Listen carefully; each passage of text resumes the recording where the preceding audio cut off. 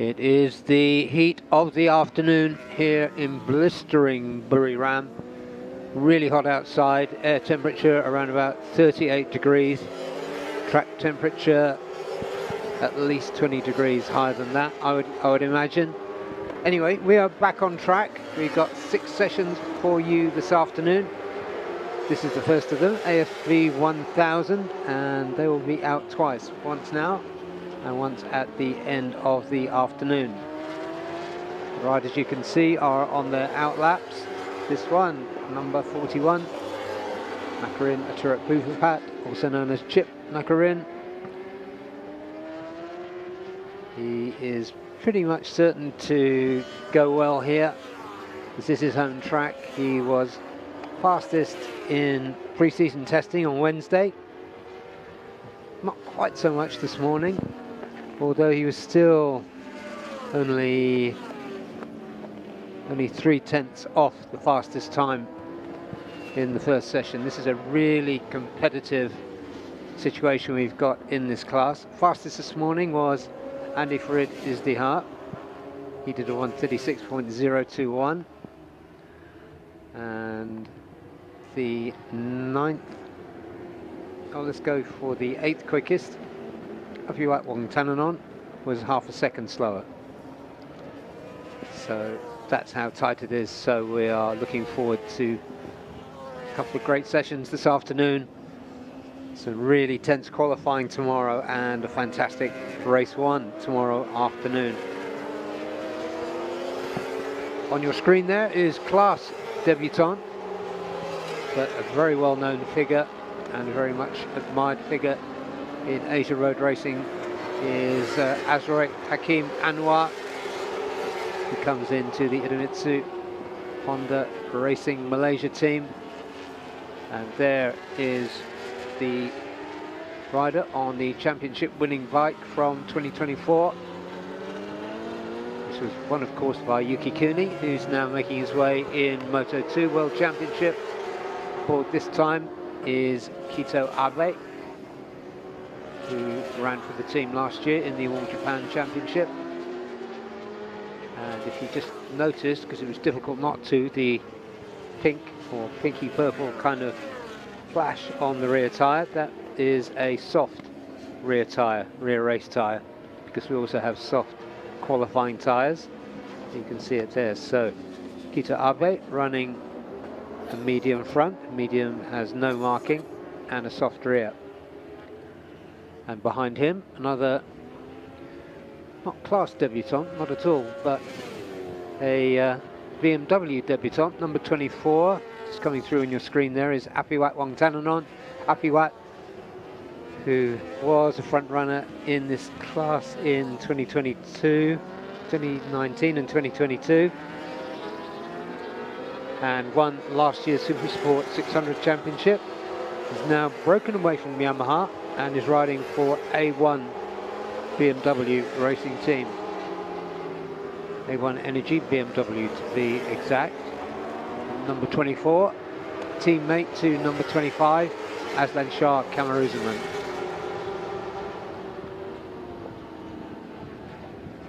Now, the BMWs hadn't turned up in time for the pre-season test on Wednesday, so the first time Apiwat threw his leg over a BMW race bike was a few hours ago this morning for the first session, and he did a 1:36.505, just half a second off the quickest time of Andy Farid Izdihar.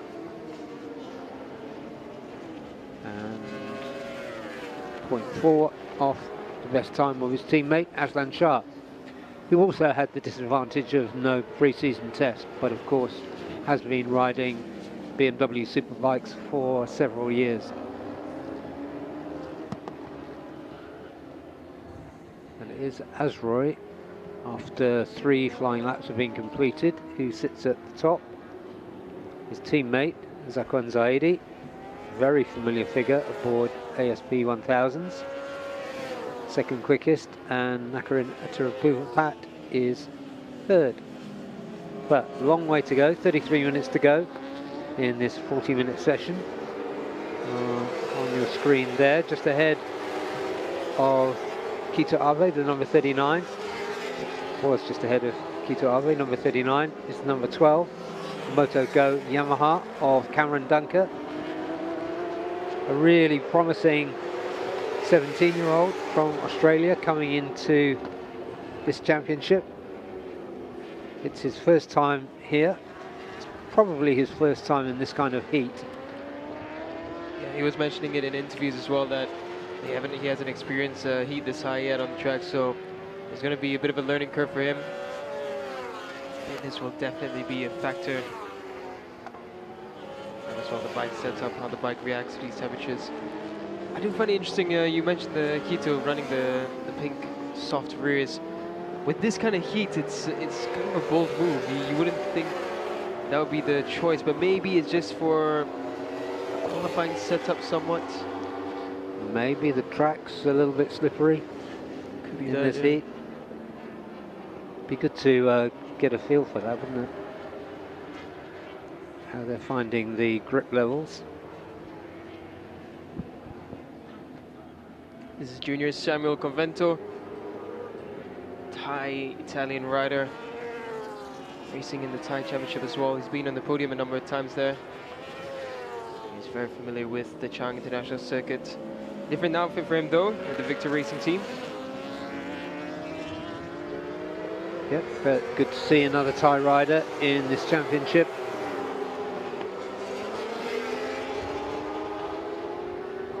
In illustrious company indeed, with Nakarin and Apiwat.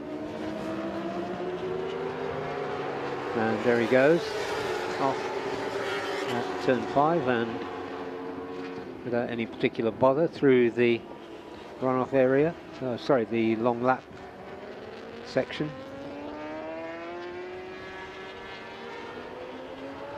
It's Joe riding for ESG Savitar Racing Asia. New colors this season for Savitar Racing. That light blue with not really pink, but almost an off pink color. Yeah, we have to work on our colours again. We got to mint green last season, but now they've changed. I think it was fuchsia for East NJT. Yeah, that's right. And yeah, this is it's not shocking pink, but effective colours, nice and easy to pick out. Him and Lachlan Epis running those colours for Savitar Team Asia. Speaking of colours, we do feel the presence, we do feel the missing presence of East NJT. Yeah, we do. Yeah. I heard they weren't going to be coming back in at the end of last season, and I just put my hands over my ears and told them, I'm not listening to you.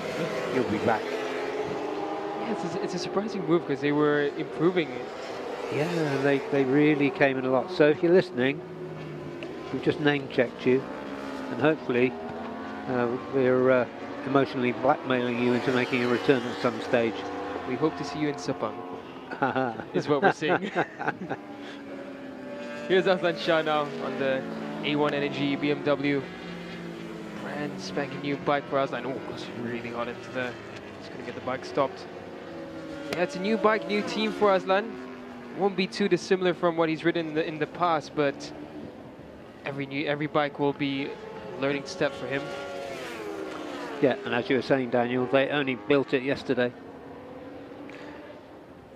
Yeah, we didn't even know what the colors looked like until early this morning.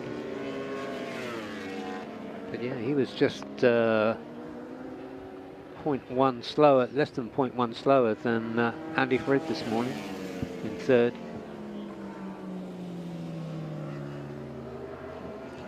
Looking strong and confident as always. He's been busy back in Malaysia. He's been racing a couple of different championships as well. He's getting a feel for it. And with the Underbone team that he's leading a Voyage Racing team, I saw him testing the Underbone bike as well. Oh, just really? Really fun to watch. I haven't seen him on an Underbone bike in so long. And he was having fun. Yeah, I'd love to see that. Yeah, we're going to take some videos and send it to everyone, but yeah, it was a bit of a hush-hush move. There on the, sorry Daniel, there on the number 83 is Lachlan Epis running kind of free practice bodywork on that Savitar Team Asia BMW. I was going to mention as well, it's interesting, he's got the naked fairing there on. Well, naked, no colors, yeah. It's full carbon.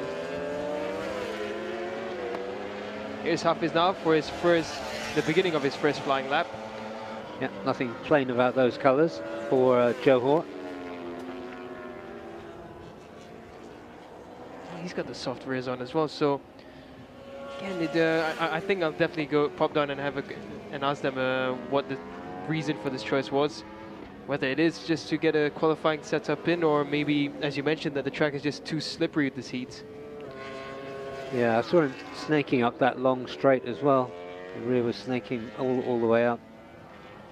Let's watch it down on the way to turn 4. Looks a bit more planted now. It was crosswind, but it doesn't look like there's much wind going on around the track. If there was, it would feel like a hairdryer. Yeah, quick this morning, Hafiz. Just 6/100ths slower than Andy Farid at the top.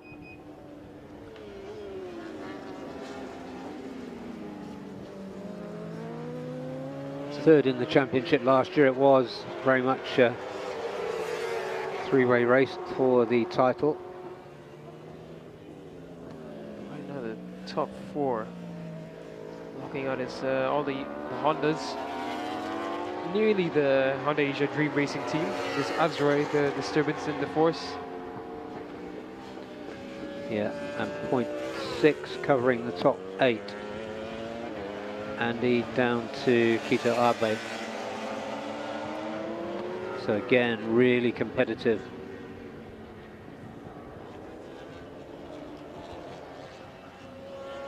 Kevin Dunker on a 138.365.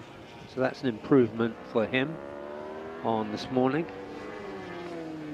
Yeah, Cameron Duncan just taking the right steps forward. He's finding a couple of tenths here, a couple of tenths there. It's the right approach for the young Australian.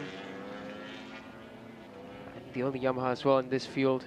So he'll have similar issues that Hafiz will be facing throughout the season as he did last season. The only bike, so data will be a bit of a struggle. Again, young riders don't really think too much about it. They just pin the throttle down, keep improving. So Andy once again topping this session so far. Coming in for a break.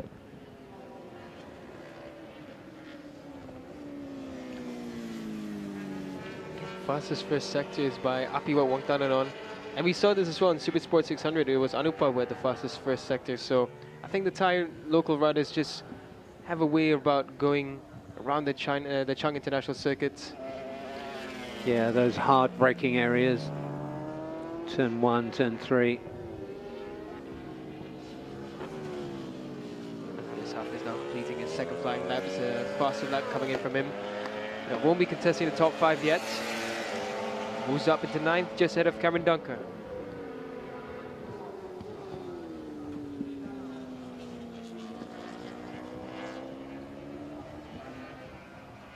So right now it's getting a bit quiet on track. The only 2 riders out are Aslan and Hafiz Sharin.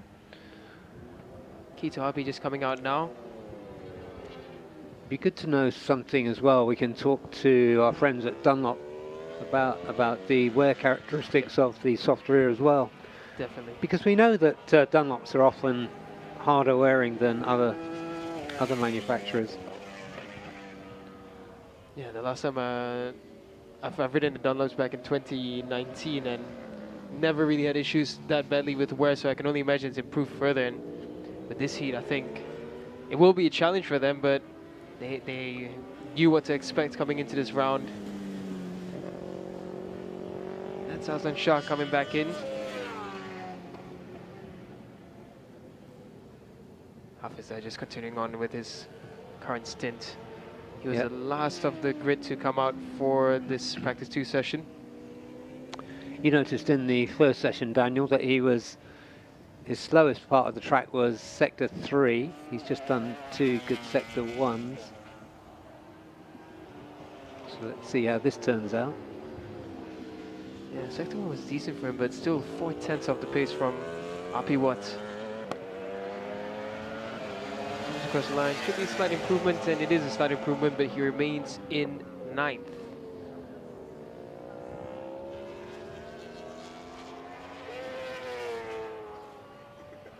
Cameron Dunker as well, looking good so far in the session. The last time out he was about close to 2 seconds off the pace. Again, similar now, 1.9. So he's building towards where he needs to be. Yeah, as we would expect. So far as we understand, this MotoGo team, which is run by Patrick Lee, who some of you will remember from this class from a few years back, has good support from Yamaha in Australia. And I remember hearing from the middle of last season that Patrick's team was going to bring a young rider into the class. And I asked and asked and asked, even when I was in Australia in November, and nobody really gave me any clues or really knew who it might be. But yeah, it's Cameron Dunker, who's doing really well in ASBK, running with the likes of Josh Waters, Mike Jones, Anthony West, who's having a resurgence in his career.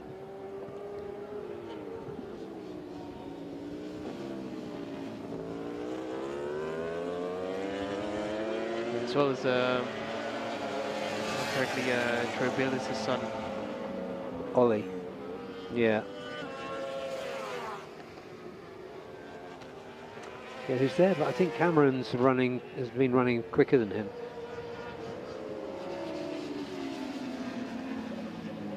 A lot to expect from Cameron Dunker, I think. As we mentioned earlier, I think we'll see the best of him towards the end of the season, once he gets acquainted with the Dunlop tyres. Yeah, exactly. Yeah, it's tyres, it's a new track. This is a different bike as well. So Takito here just on the braking. Hard on the brakes into the last turn and sliding around, but keeping it under control still. Very much Yuki Kuni-esque. Yeah. Yuki Kuni, of course, 2024 champion, now contesting the Moto2 World Championship. Here we have Azraik Emanuel and Zakwan Zaidi, number 20, number 21. Yeah, and you're talking about data when you referring to Hafez and how running a lone bike can be a bit of a disadvantage. It's the opposite for the Hondas of Andy, Zakwan, Makarin and Azroy, because they were, well, apart from Azroy, they were in the same team last year. You all know how each other rides very, very well, but by now, so for Azroy, he's not new to the CBR 1000 RRR, but he's definitely new to Chung on a Superbike. So again, I think for Azroy, right now what he's doing is super, super impressive. And we'll see the best of him in Sepang, that's for sure. Right now the tracks that we know of for the season are Chung twice for the opening and the final round, followed by Sepang in round 2. Round 3 we go to Motegi. Round 4 is Mandalika, and round 5 still to be announced. So if round 5 becomes a track where no one is familiar with, that should be an interesting fight in this group.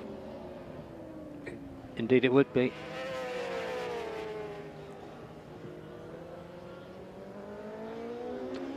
So 20 chases, 21 teammates.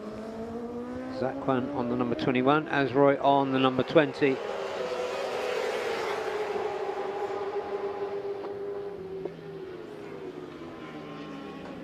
I think it's good to see Azroy on the Superbike, and indeed he's only 37 hundredths off the best time of Andy Farid. No, he's been brilliant. I remember last season itself, I was questioning Honda, why haven't you sent him for ASB yet? Because he is quick on the Superbikes. But I think that extra time that they've given Azroy is good for his preparation. You can see now, I mean, he's contending for top spots already. Yeah, and it's interesting because years ago he jumped from Underbones onto 600s, but then spent a fair few seasons,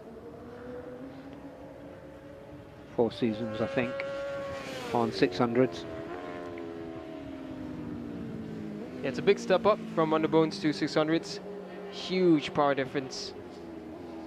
And Honda knew the talent that Azroy had. Helmi as well, another one that made a big step forward. Love to see Helmi on 1,000. I've never seen Helmi ride 1000s yet, but I can only imagine he'll be brilliant as well. Yeah, I think so. Helmi, of course, having done a couple of wildcards already in the Moto2 World Championship. The most recent one last season. Had a decent performance, wasn't too far off the pace. He was very positive in how he spoke about it.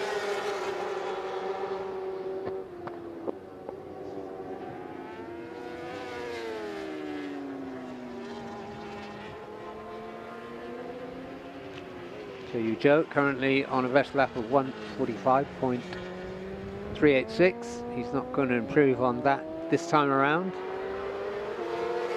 The Saratar Team Asia bike.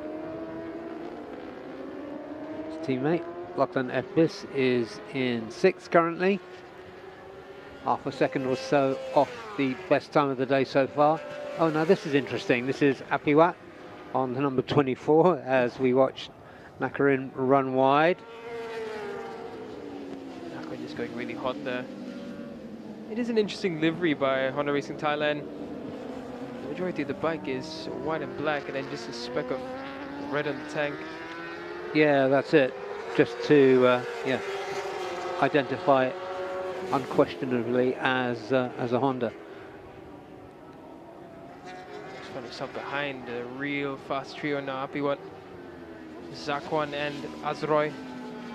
Apiwat just pulling away from this one. Yeah, he on this brand new bike, he doesn't want people following him around at this stage, I don't think.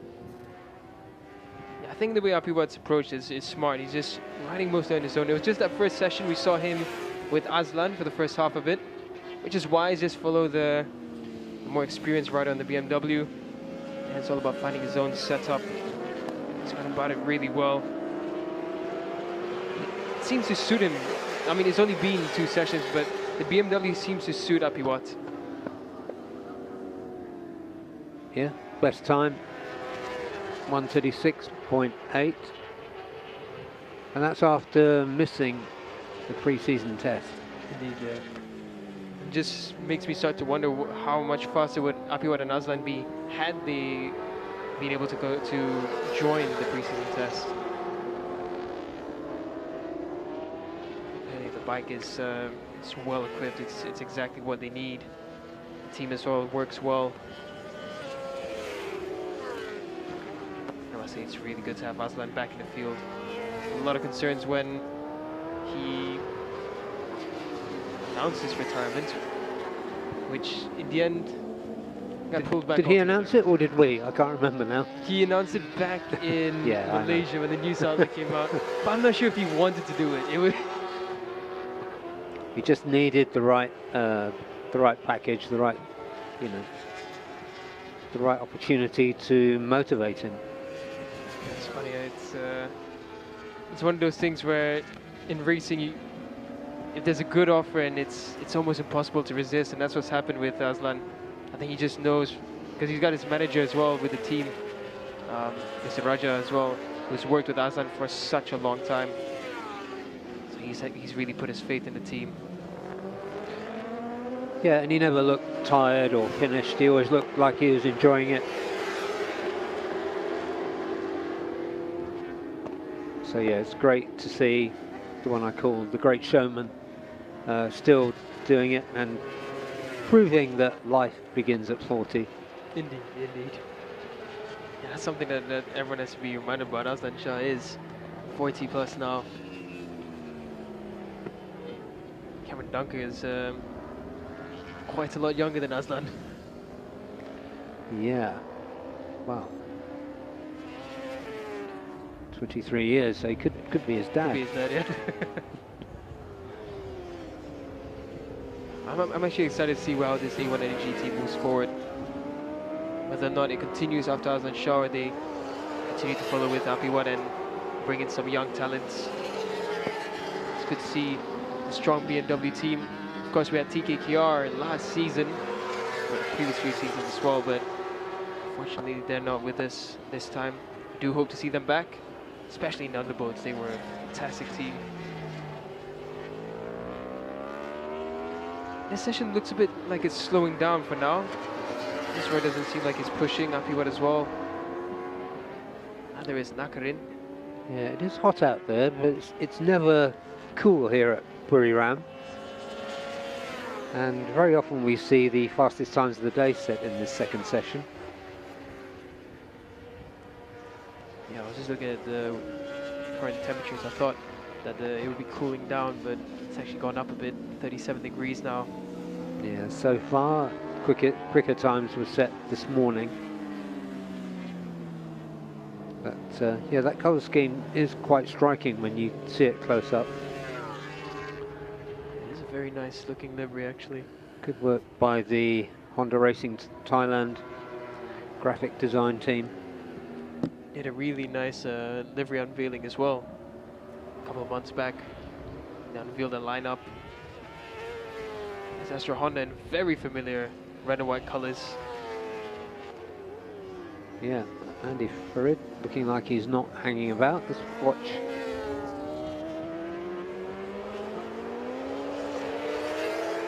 This could be a hot lap for him.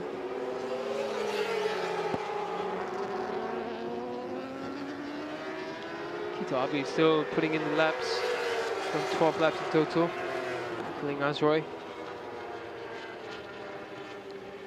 Yeah, it'd be great to see Kito Abe filling the big shoes that Yuki Kuni left behind. Just under the shots when a bit in front of Kito there. I'd love to get a camera shot of Aslan after this session. I think he would really feel the heat. He's been trying to work on his fitness as well, so it's good to see that Aslan really putting in the work. I must say, what a challenge Aslan must have this season, because he has to look after the Vouch ES25 Academy team as well as riding for the A1 Energy BMW.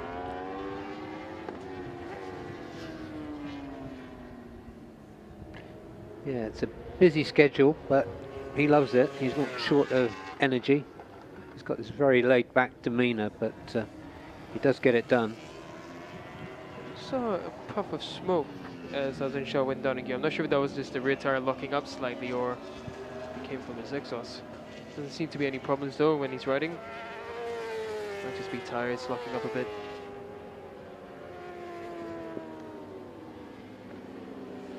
Into the last turn goes Aslan. He always looks strong and confident going into the last turn here at Chang.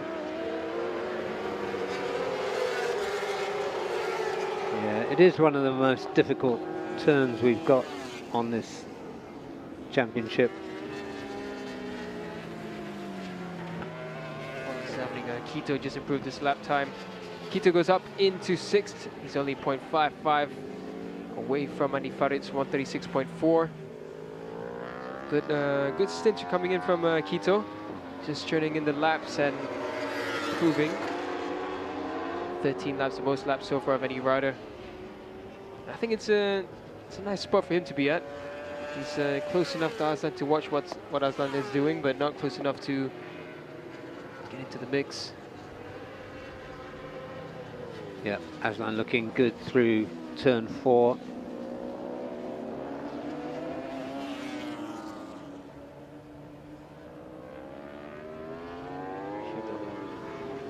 The Honda just going up to turn 6 there.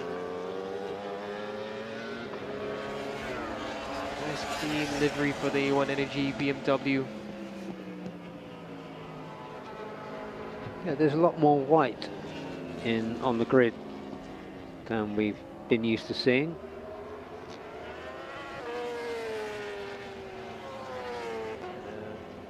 physics nerd in me would question whether it's a choice for heat. Could be. Is that a factor towards the engine? Something we could ask the engineers actually. Well, I remember being told in Dubai when I asked why are all the cars white.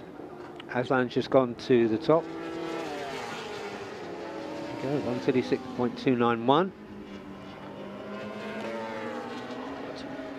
Really good third sector from Aslan on that one. Oh, he looks so comfortable, doesn't he? Ooh. On that brand new BMW as he runs off. Just have to sit up there. I think he didn't feel so comfortable going into that turn and just backed away. Yeah, what a lap from Aslan Shah there. Putting that BMW to the top step for the first time. Not the first time for the A1 Energy BMW machine. It's running in hot again there. I think it's a bit of an issue, or perhaps just a bit tired now.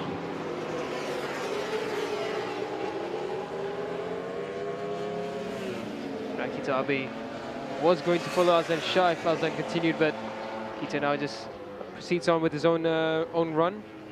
Cameron Dunker's done quite a number of laps as well. 13 laps done. He's out on track now again. His last lap time was another 138.3, so he's consistent in that timing bracket. He needs to find his way into the 137s. Yeah, Aslan Shah won race 1 in round 1 last year. He actually restarted his session quickly after taking a quick break. He's coasting on the side. And suddenly there's just 6 minutes remaining in this 40-minute session. It's been a really absorbing one, actually.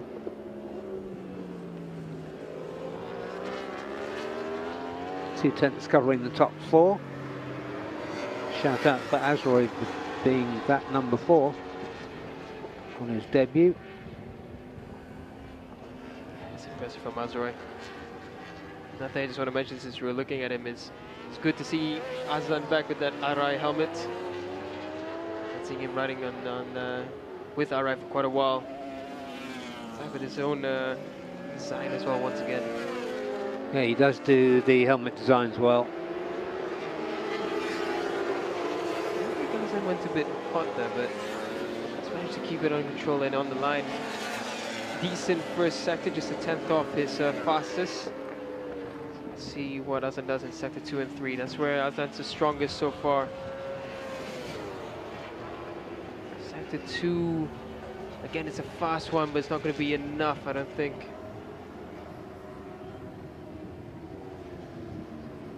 Cameron Dunker in sector 1 is just not really getting the pace that he needs.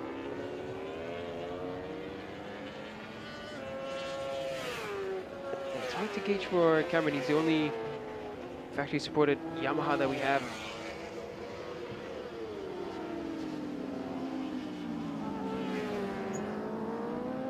Shine now as well. He's out and putting in some laps in. Sector 1 decent from Hafiz. Yeah, I was just going to say he's having a quiet one. Lachlan Epper's a little bit quiet as well. You know, he's got better in him than a 137.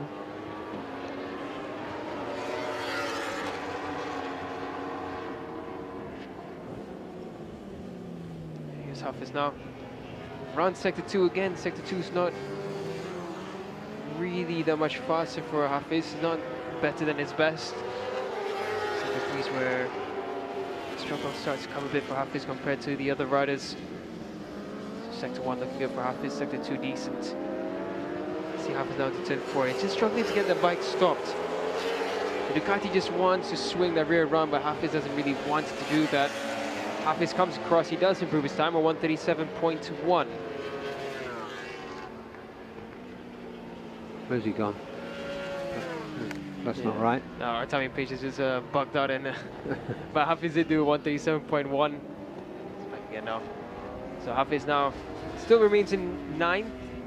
Lachlan Epp is in front of him, the 137.0. think that's just a one-lap shot for Hafiz on the mediums. He was in the softs earlier on. He's on the mediums now. Doesn't look like he's going to push for another one, so I think it's a setup tweak to see how the medium feels now. Yeah, and that will probably be, unless he comes out just to try it at the end, that will probably be this session done for him. I also forgot to have a look at Kito's rear tire, whether he was still running that pink soft rear, because if he's done 16 laps in total with the soft rear tire and with decent pace, it might be good for Kito. Yeah, very true. Yeah, he's coming up to start another lap, Kito Abe, so we might catch him. Is on an in lap, I think. That's like it from the body language. So he's looking around. He might be just thinking about pushing for one final run. See that very shortly, whether he goes to pit lane. Nope, looks like Hafiz will push for one more lap. Behind him is Junior Samuel Convento. He's just come up from pit lane actually, so Junior's going to get a good view of what some of the top riders in the ASB are doing by following Hafiz. So Junior for now, he's done a 143.4. In practice one, Junior was lapping the 142. So again, this hot weather not really benefiting the lap times. Of course, some teams might just be thinking about running a bit of a softer mapping just to not stress the engine too much.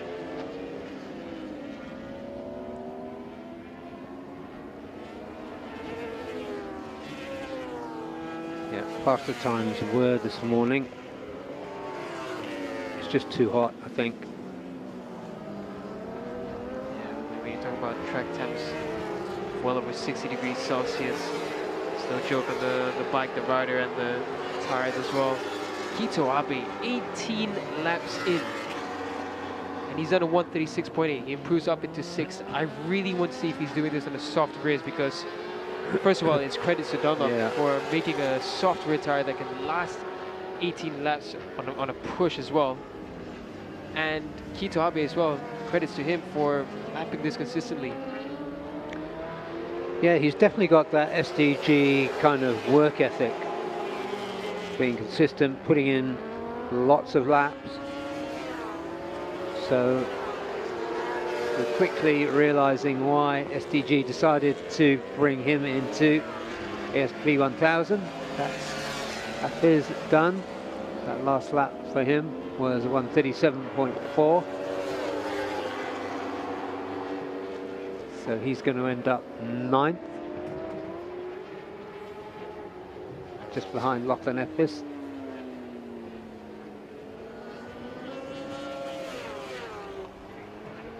Nakarin is still out there.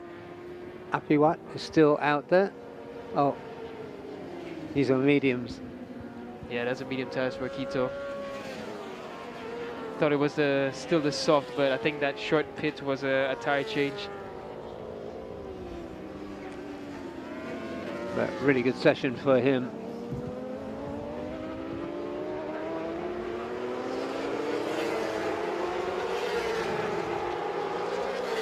.36.9 the last time around for Kito Abe. So impressive. 19 yeah, Apiwat finished that promising looking lap with a 136.5. That was his best lap of the session. So puts himself into 4th and within 0.3 of a second of Aslan's fastest time. So again, Daniel, a really, really close session. Some riders like Kito, I think Kito was doing a race simulation on that one, because he stuck out on the mediums for well over 12-13 laps. And there it is. Life begins at 40 for Aslan Shah Kamruzaman. 136.291 was his best time and the best time of the session. A couple of tenths adrift of him was Andy Farid Izdihar for Astra Honda and Zakwan Zaidi for Idemitsu Honda. Racing Malaysia was third, just ahead of his teammate Azroy Hakim Anwar. Apiwat on that last rapid lap came into fifth. Sixth was Nakarin, Atirapupapat, seventh Kitu Ave, eighth Lachlan Epis, ninth Hafiz Sharin, 10th Cameron Dunker, 11th Junior Samuel Convento for Victor Racing Team, and Teo Joe was 12th quickest, 1:45.237 for Teo Joe. So we've got one more session to look forward to at the end of the afternoon. Will it be cooler? Not much. Yeah, it's looking to go as low as 36 degrees Celsius, so just 1 degree cooler, but still plenty hot. Exactly, so we're going to take a break, and when we come back, I'm doing this from memory now, it's going to be the Underbones, I do believe, for their second and last session of the day. So they'll be up at 2 p.m. local time, so stay with us at Chang International Circuit for the first day of the first round of the Idemitsu FIM Asia Road Racing Championship. We'll see you in a few minutes.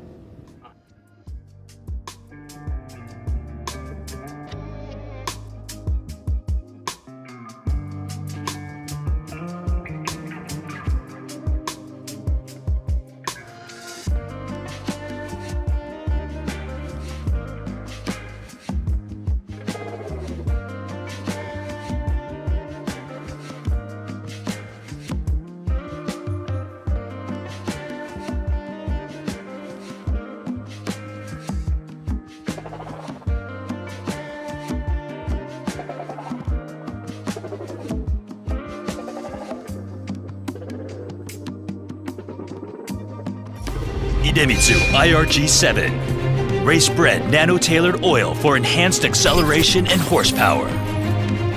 Even in harsh conditions, the 7 protective benefits of septic guard technology keep your engine performing at its peak. Even a split-second advantage can change everything. Born to win. Idemitsu IRG7.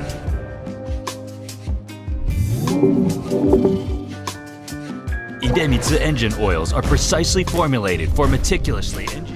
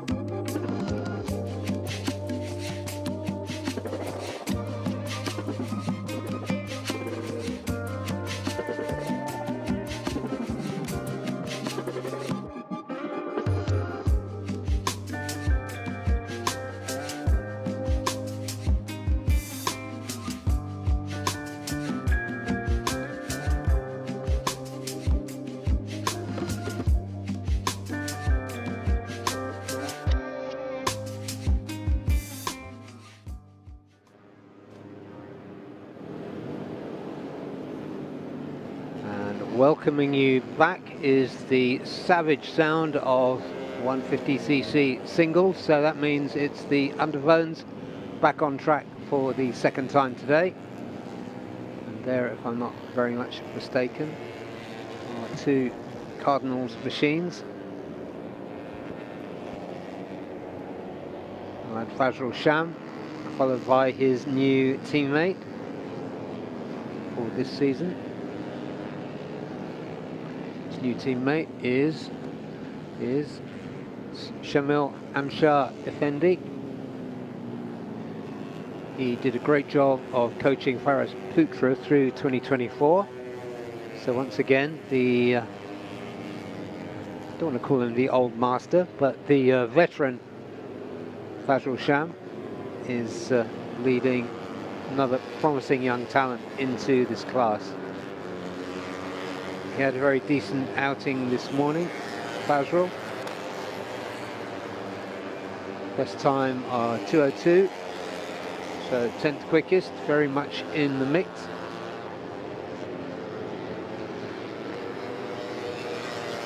Fazrul's a really good partner for Shamil Amshar to have. Shamil in Malaysia hasn't ridden 150, so it's an interesting step up for Shamil Amshar. He's in the intermediate class in his national championship, and he was champion of that. So it's a good choice for Cardinals. I think Yamaha also are looking forward to bringing Shamil up the ranks. Yep, there's a hand up there from Fazrul. Quite sure what that meant. His teammates dropped back. They're really riding together there. Shamil just going on his own now with the pack behind him. Fazrul on his own right at the front.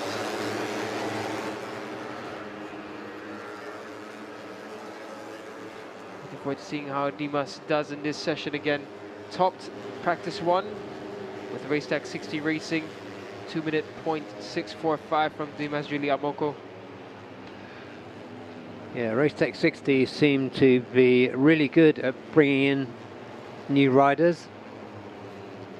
The team owner and the other rider, of course, is Wayuaji Trelaksana.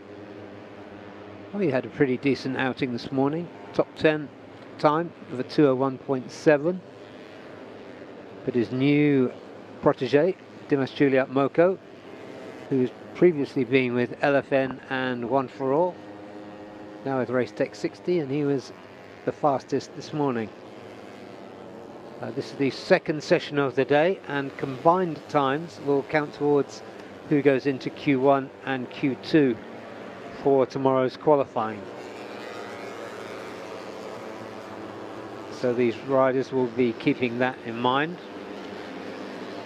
And again, Daniel, the Underbone's getting right down to business, no hanging around on track. So finally, it seems the message has got home, and that's a really good thing to see. Yeah, it's something that we welcome. Just a nice new colors of the Cardinals bike. Cardinals JRT, sorry, the JRT racing team bike. Orange with light blue on it. There is Fahmi Bassam, the defending champion. Very much out to do it again this year. He was second fastest this morning.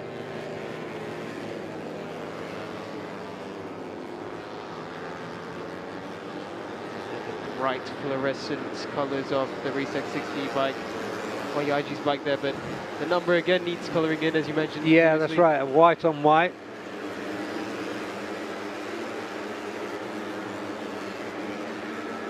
It's not just us who will struggle to spot those numbers, it's race control as well, so I'm sure they're going to have a look at that. Yeah, and the very easy to pick out are the LFN machines. Well, there's Fahmi's just going through the bottom right of your screen. HP 969 with the, at this point, iconic bright orange and dark navy blue colors. Really nice and striking, easy to spot. And there's Shazras. He really is making a name for himself already up into third in practice 1. Yeah, looking really good. He's one of those riders who's, I mean, he just draws the eye, doesn't he, with his style and aggression. And off the bike, he's very urbane too, actually, for a bike racer. He has a lot of similarities to his father, who is the team boss for this one, the UZS General Racing Team. Both very calm characters. Seem they're very charismatic. Shazras looking to follow in his father's footsteps. Still fairly young for Shazras, he's 23. And logically, after this would be an AB 250 ride for him. He has raced 250s before. So if he does well here, I would love to see him make his way up. Yeah, absolutely. And there is the 27, that's Arshad Hissam. Shocking pink 178 is Kiki Suderman.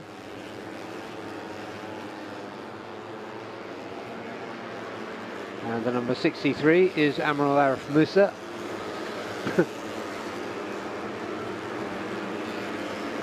Yeah, Admiral Arif Musa is an interesting one for SCK. They brought him in the national championships a couple seasons back and into Asia racing as well. Admiral Arif has raced in the 130 class way back. He was away from racing for a while, but SCK has faith in him. So far, he's worked very well with SCK Honda.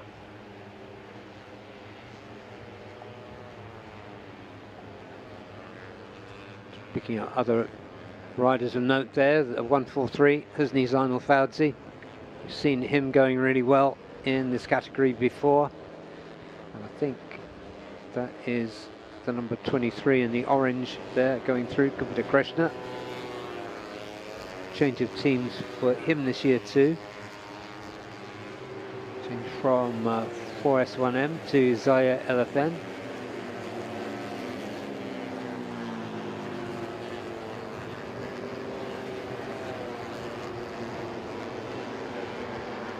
Husni, the first one into the 159. It's a really good lap for Husni. Surprising as well in these temperatures that he's able to set in a 159. Every other class had slower lap times than their previous practice sessions in the morning, but Husni managing to improve quite a lot. He's a second and a half ahead of anyone else. Yeah, two big fast groups there. This looks a lot more like a race, like the kind of formation we see in Underbone racing.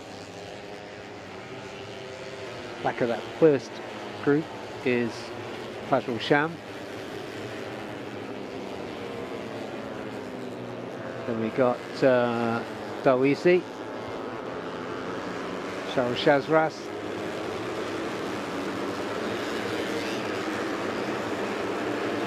There he is, the 61. Slipstreaming past 63. Admiral Arif Musa.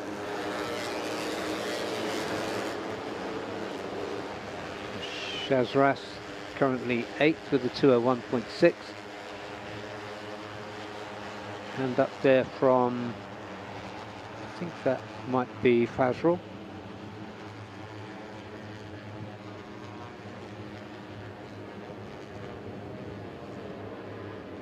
Someone's gone up there, I think. Yeah, I think that's Fazrul. Yeah, looks like bike issues for him. And yeah, you would imagine that the Underbones are struggling a bit in this heat. But I guess Husni and his bike haven't figured that out. Fen really setting up the bike well. Such a difficult balance to strike between reliability and power on these 150 singles. Yeah, that's usually the case with any race machine, but even more so with these Underbones, isn't it?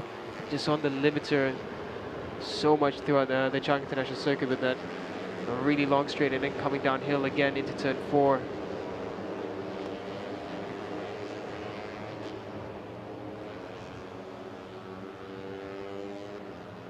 That's right now just under 17 minutes left. Just a quick temperature update, still 37 degrees Celsius. Yeah, number 25, John Emerson Ngito in there, making his presence felt on the number 25 machine. You can see the JPM WSND pink machines running together in there as well. What's that? Yes, it is. No, 27 is Adiba Arshad.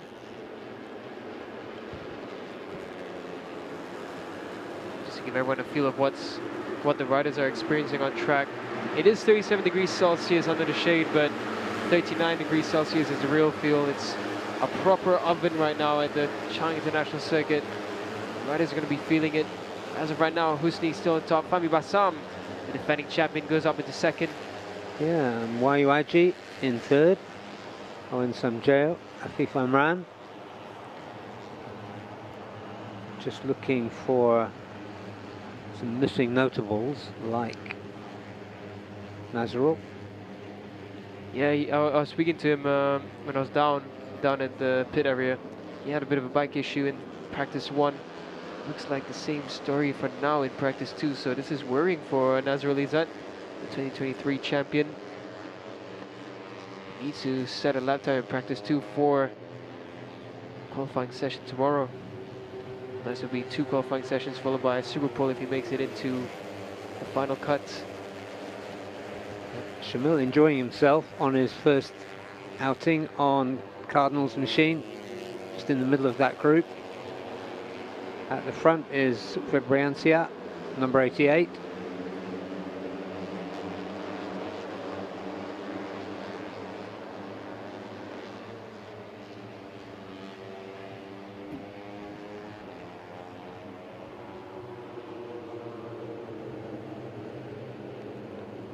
Fahmi Bassam moving into second in that group. Looks a bit like Gupta Krishna moving up in that group as well. Although I'm not confident about the new colours yet.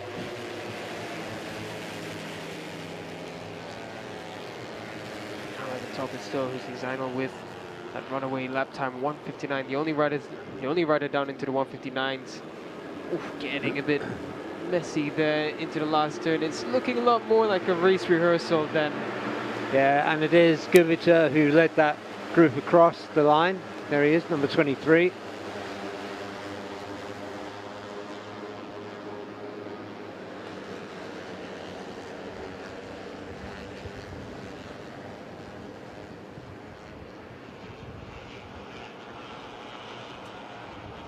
Husni alone in the 159s, and it's mid 159s as well.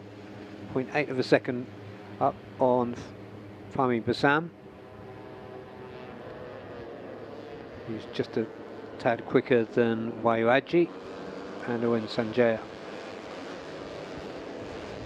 Other notables further down the order would include Akira Aziz down in 17th on a 203.4.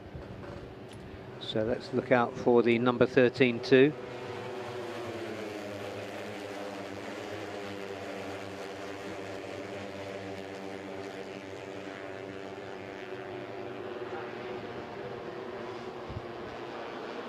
So Dawisi, the number 51 on the Estremo Uzi Honda.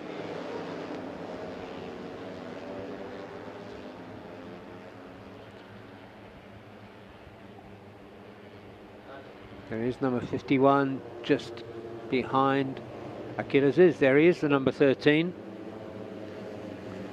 Got some improvements to make. John Emerson Ngito is the rider in the middle of your screen now. Hand up there for, I think that's Wayuaji, who's going to peel into pit lane. There he goes.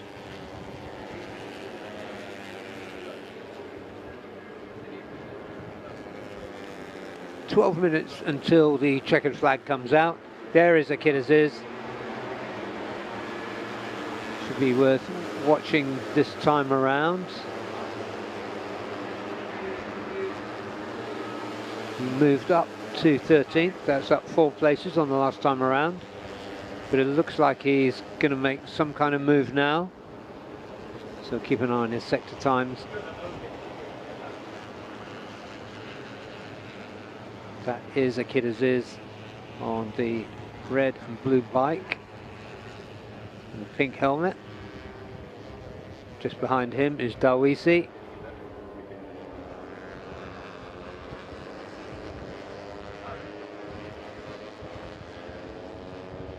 But perhaps this won't be such a quick lap because everybody's looking around at each other.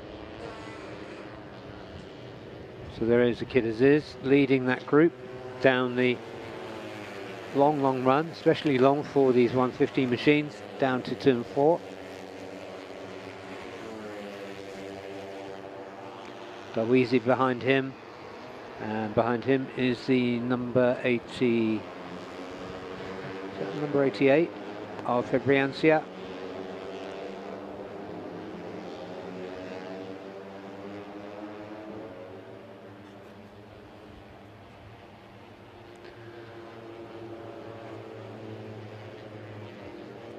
Dawizi runs wide and out of the way, another rider gets out of the way. And behind this group is one of the Race Tech 60 bikes.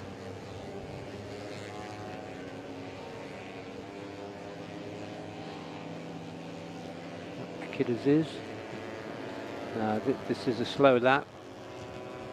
Pirapong Lumbinpeng, number 24, sticks his foot out, so he's going to come in. And Shamil Amshar also going to come in, we'd think. Oh no, he's not.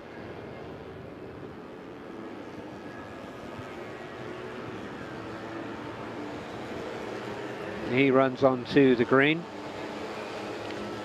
which would cost him if he does it in qualifying or a race.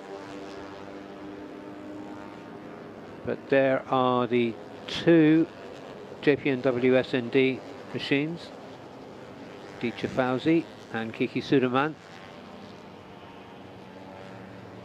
Dicha 177, a number we got very used to seeing last year. 178, Kiki Sudaman.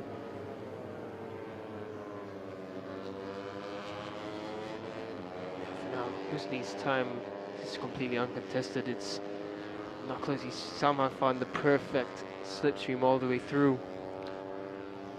So it does take slipstream to drop below the 2 minutes in this Underbone class, especially in this heat. Let's get behind that dirty air from the rider in front of them and get a few extra kph.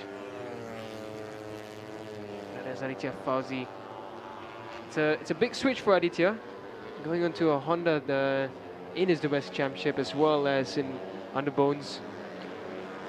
But it is a bike prepared as well, together with Race Tech 60, so still a very familiar team for him in a way. Yep, chasing them. I think that's Amaral.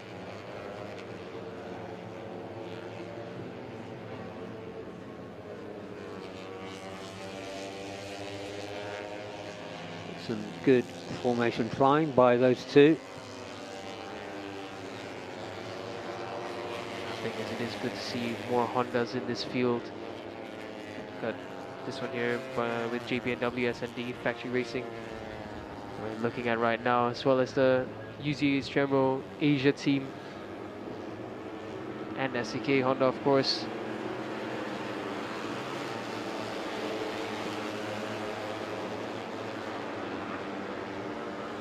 Shake of the head there. Probably Kiki not too happy with the times that they're lapping right now, and yeah, you can understand why. Currently sitting in 21st, 2 minute 4.132. Shazraz, who was third fastest in practice 1, is down in 10th for now.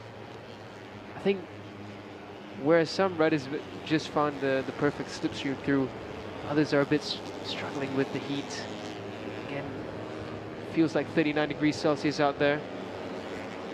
Bikes, the riders, they will be suffering quite a bit. Yeah, some of them look quite tired. That was Fabriancia just going wide there. Dicha currently 9th, but nowhere near the 2 minute mark.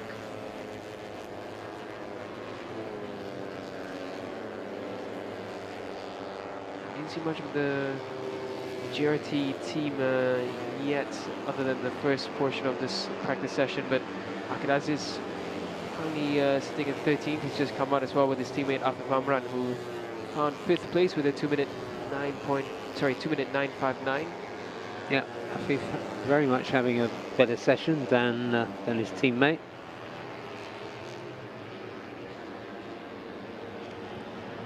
So 6 minutes left. The two GRT bikes are coming out back on track for this final run. So you can expect them riding in tandem.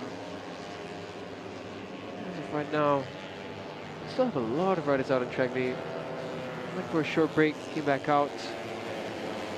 Had a bar shot. Sets the highest top speed currently, a 178.8.2. And that's just the number 88 there, Fabriancia on One for All, adopting the knees out style of tucking in, which is really tucking out, in my opinion. And we saw Murabil Vitoni riding that way. And yeah, for Murabil is not going to be able to do that in the AP250 class, that's for sure. Yeah, yeah. Yeah, I would love to have a chat with them and ask them why they put the knees out wide, because that's going to be nearly a parachute for them, you would think, drag-wise. Yeah. I think the best example will always be Ahmad Fazli Sham. Yeah, Although that's it. borderline can't see what's up ahead, but... No, that's right. But somehow, I mean, he's quite lanky. Yeah. And just folded himself onto these little bikes amazingly well. And yet, didn't bother to look where he was going either. Yeah, we were questioning whether he was just looking at the side of the track, just counting how far he is from the braking zone. You wouldn't have put it past him, would you? Yeah. Canny operator that he is. These three continuing to run around together.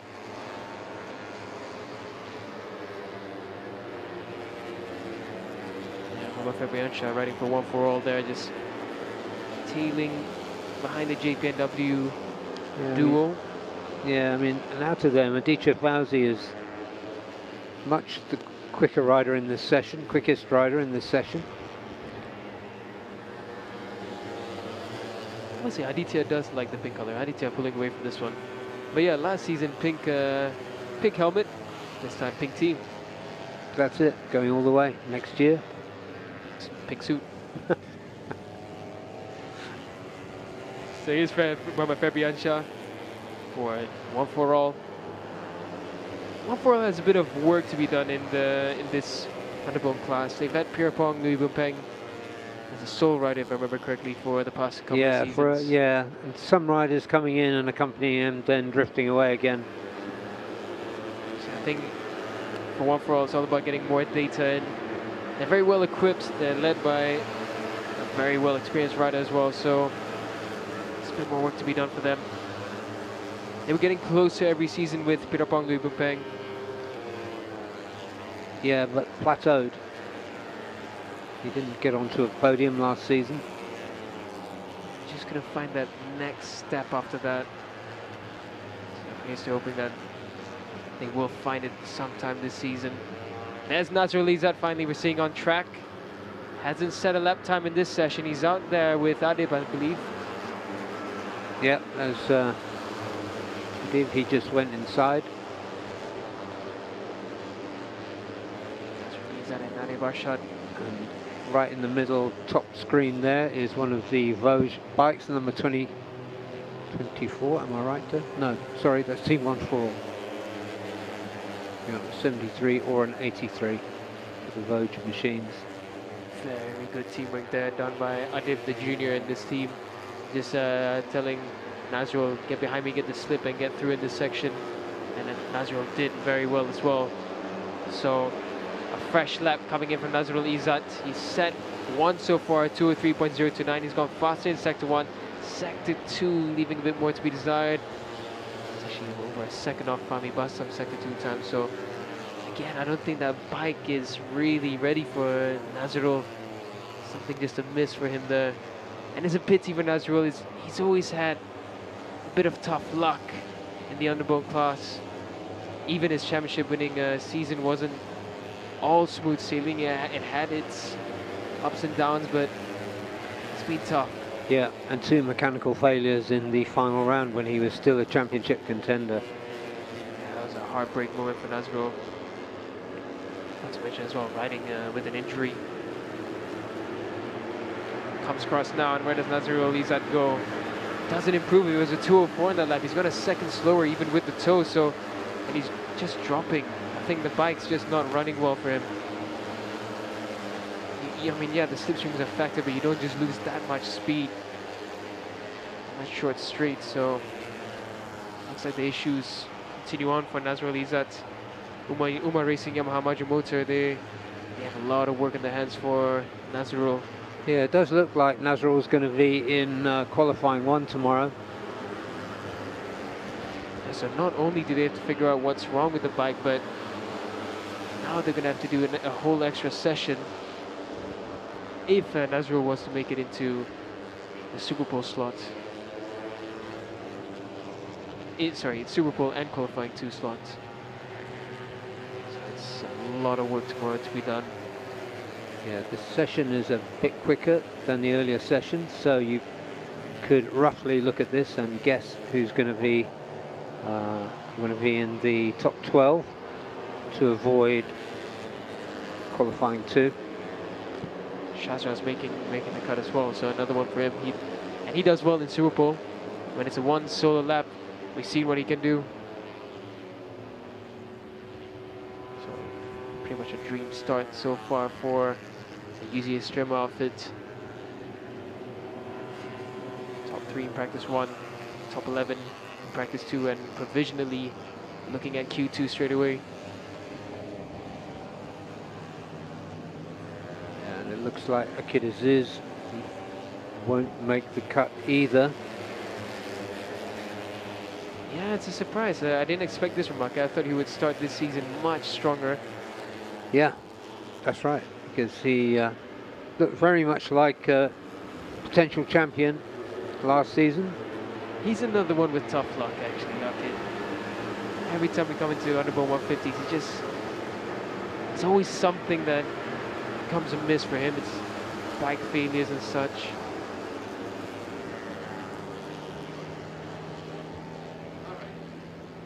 But absolute killer lap for Husni Zainal Fauzi.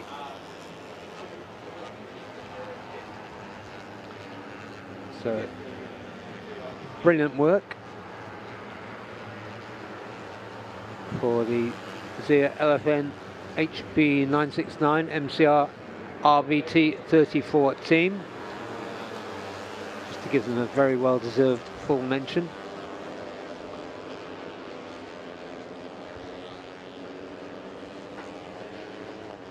Fahmi Bassam again putting in a really good session, second fastest again.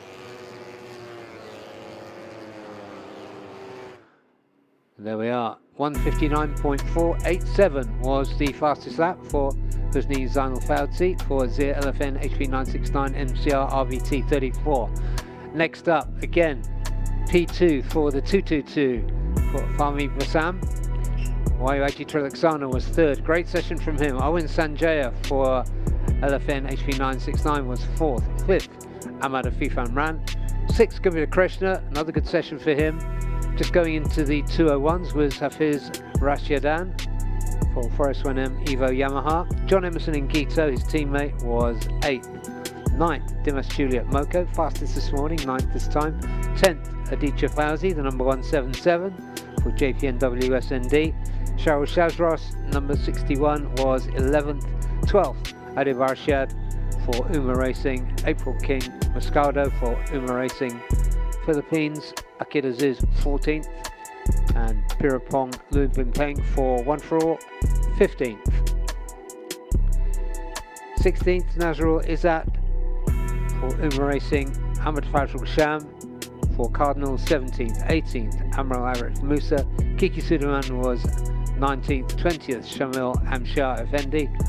And Ahmad Dawisi for Extremo UZ Asia team was 21st. 22nd, Mohamed Fabriancia. 23rd, NJ Sobretodo for UMA Philippines. Masato Fernando, Kobe SEC Yamaha Racing Team, was 24th. 25th, Afisi Supat for Vosges AS25, 25.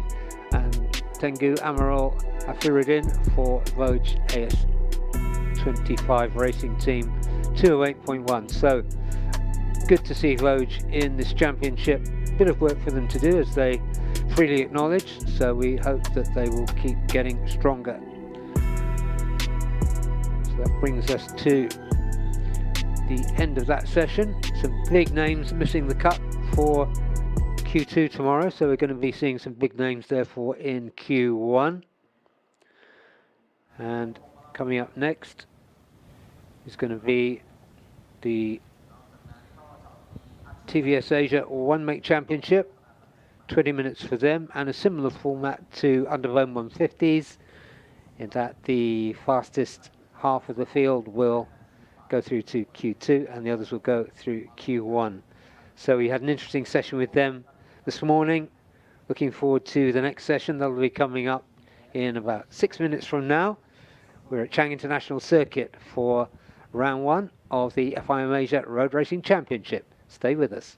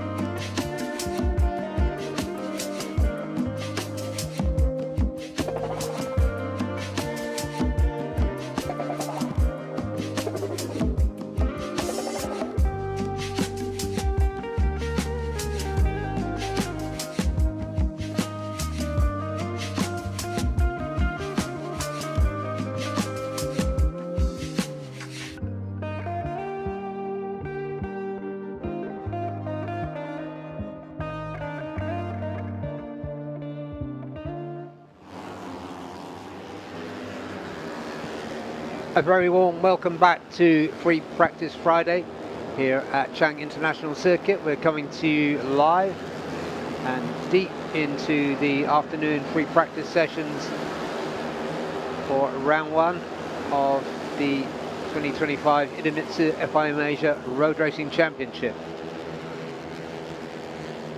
This is the second session of the day for the TVS Asia One Make Championship. Combined times from this morning and from this session will determine who goes through to qualifying 1 and qualifying 2 tomorrow. And on your screen there is a very exciting young talent from Australia, Hunter Corney, who has been going well in the Australian Championships. I was lucky enough to see him as a wildcard entry in Blue Crew in the Blue Crew series at the end of last year in November at the Bend, and he came in against much more experienced riders and took a P2 and a P1. Absolutely phenomenal talent, and he has none other than the great Gary McCoy in his corner this weekend. So what more could you want? Hunter Corney really promising. This is his first outing in anger on one of these TVS 310RR Apaches,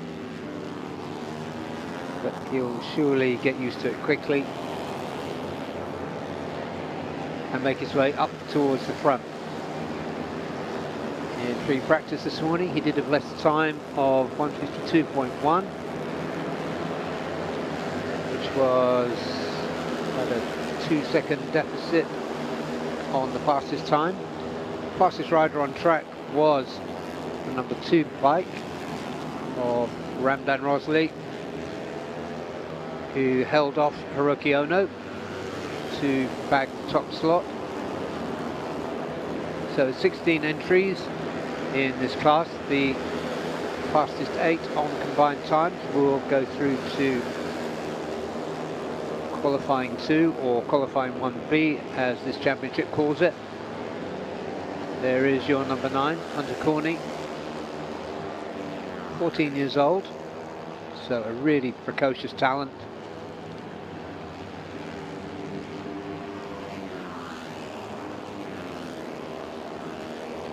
Running on his own without any slipstream at the moment.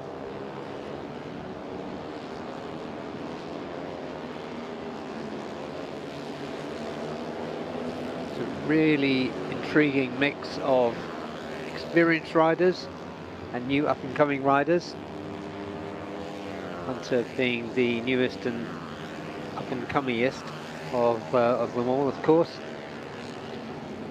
And then you've got, at the other end of the scale, you've got Hiroki Ono, last year's champion, Vorapong Malahuan, the inaugural champion back in 2022.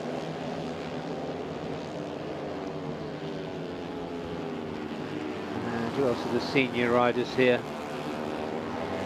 Well, another experienced rider coming in actually is Kanatat Jaiman, the number 11. Really good to see him. He's an exceptionally quick rider. We've seen him in AP250s a few years back, and he's one of the very best 400cc riders in Thailand. So we hope to see good things from him too as he becomes accustomed to the TVS Apache. Hunter Corney, his best time, and the best time of the second session, to 151.214, which is an improvement of about 0.9 on his best time this morning. So the young Australian really on the move now,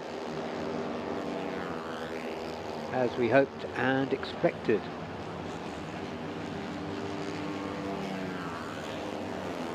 Ati Kangair is the number 8, running just ahead of the number 6 machine of Kim Min Jae. Kim Min Jae from South Korea, making improvements as well. He struggled a bit last season, but he's been getting a lot of practice in. He's been competing at Sepang in MSBK. Has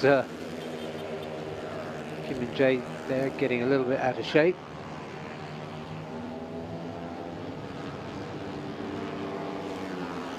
Number 13 going through there is Leandro Paredes from the Philippines.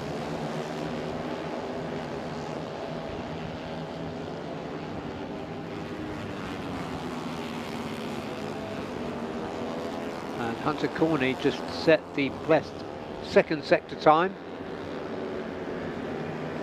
Did an okay sector 1 time. Ramdan Rosley is currently quickest, the 150.812. Hunter Corney just improved a little, but not enough to put him into first. He's on a 151.114. So really good going there from the number 9. P3 currently is Luis Miguel, the Spaniard. Always exciting to see a Spaniard come into any racing series in Asia, because they breed them fast and tough in Spain, as we know. Hiroki Ono, who was second fastest this morning behind Ramdan, currently in 6th, but you rarely see too much from the Japanese defending champion until the last 1 or 2 laps of each session. This one's not halfway through yet, so I don't expect to see too much from the number 1.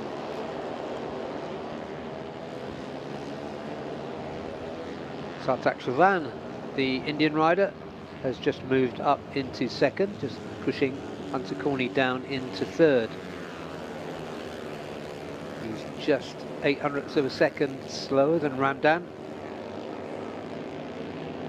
In the championship last season, Ramdan was 2nd, Sartak was 3rd.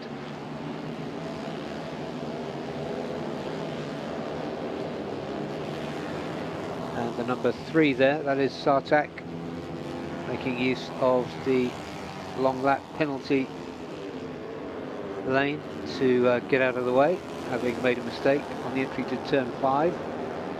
Number 5 there is Ati Kanger.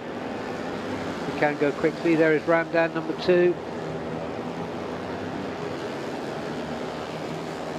Plain white helmet so far for him this season. So plenty of space for sponsors.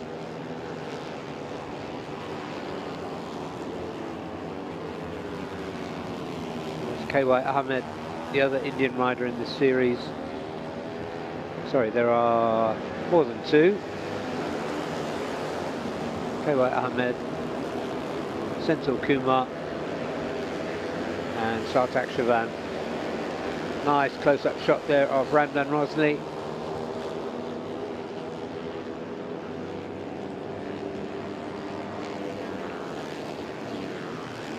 KY Ahmed goes inside him.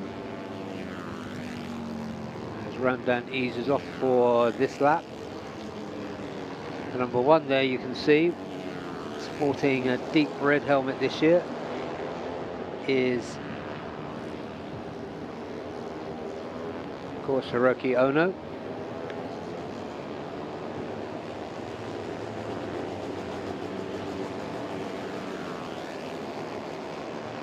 Last season, Hiroki Ono won all but 2 races.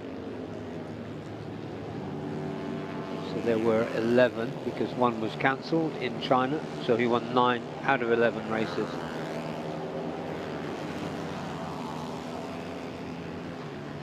And Daniel is down in the paddock, so we're going to go down to him. All right, we're here with Rocco Sessa from One for All. So Rocco, it was a learning session from you, but it looked like it was a bit of a struggle. Could you tell us about it? Yeah, we had some problems with the bike, but we managed to fix them with the data now, so I think I can do much better lap times than also in the test days, so I'm excited for the sessions. Can't wait to see that. Now, the heat today was really something, so can you tell us how it was riding out in that heat? While riding, it's okay, but if you come back to the pit lane, the heat is just too much, but you get used to it pretty fast, even though I'm from Europe. All right, thank you so much, Rocco. Good luck for this weekend. Thank you. Indeed, from Northern Europe, so a Northern European cooling system holding up well there for the 16-year-old German, Rocco Sessler. Great to see him on a 600 after he gave us some great entertainment in this category, the TVS Asia One-Make Championship last season, under the very capable wing of Wei Chi-wei, the team owner of Team One for All. Ramdan, Sartak and Corney stay at the top of the timing screens here. Luis Miguel currently 4th, and Kim Min Jae, another good session for him, he is 5th, and there's 0.87 of a second covering that top 5. Number 5 going through there is Ati Kanger, who goes really well on his day. And he's got Leandro Paredes, the Filipino rider, behind him.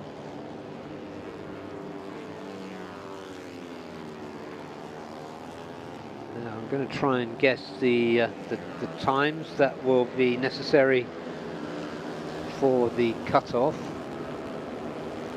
So 1:52.1 was the 8th fastest time this morning.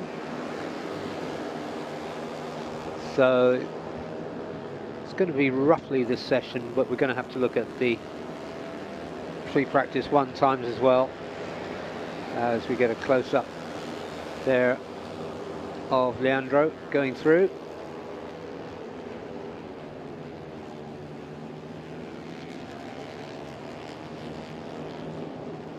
Fastest time this morning for Ramdan was 1:50.7.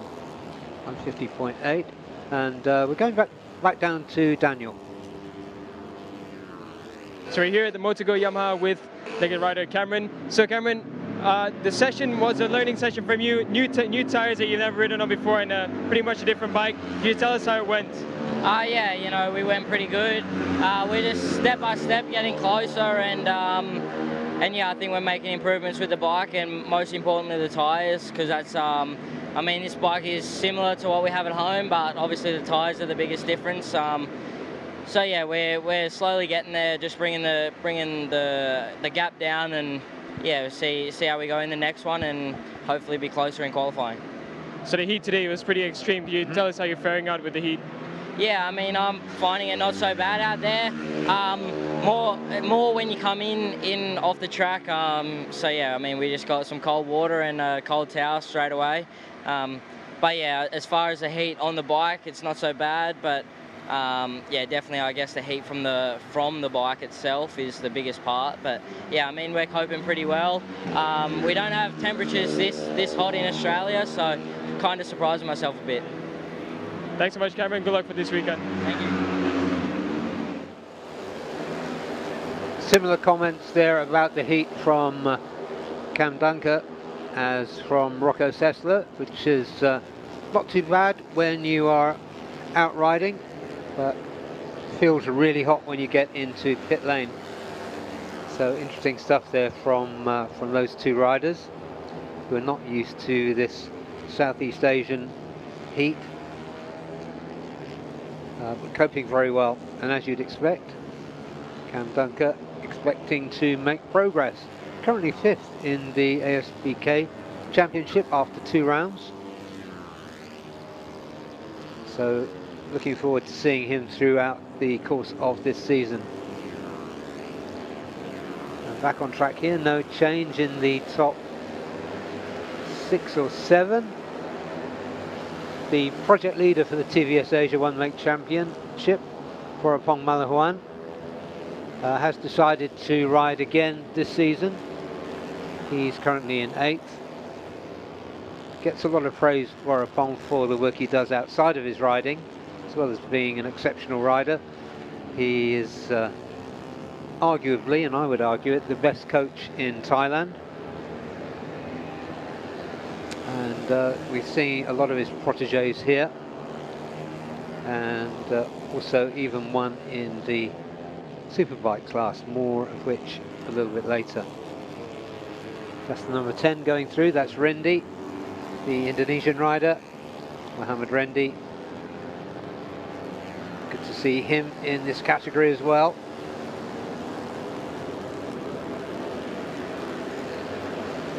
Horapong, having talked about him, he's improving. Just moved himself up above his compatriot, Kanatat, from 8th to 7th. In fact, there are 3 ties together, Horapong, Kanatat and Ati Kangger in 7th, 8th and 9th. All in the 152s. But to be at the top, you've got to be in the late 150s.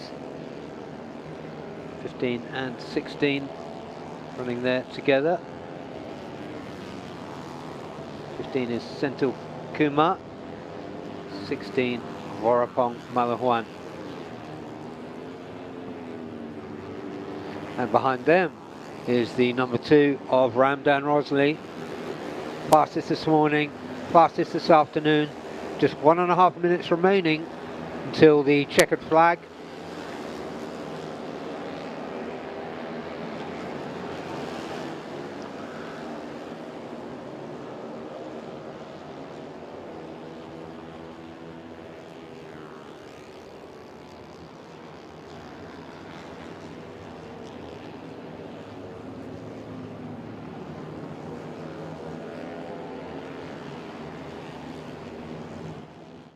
All right, so we're here with Selkan.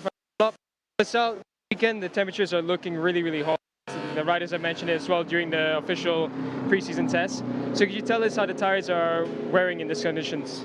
If I've got to be completely honest, I'm really overwhelmed, and I think the riders are as well. The tyres are performing really well.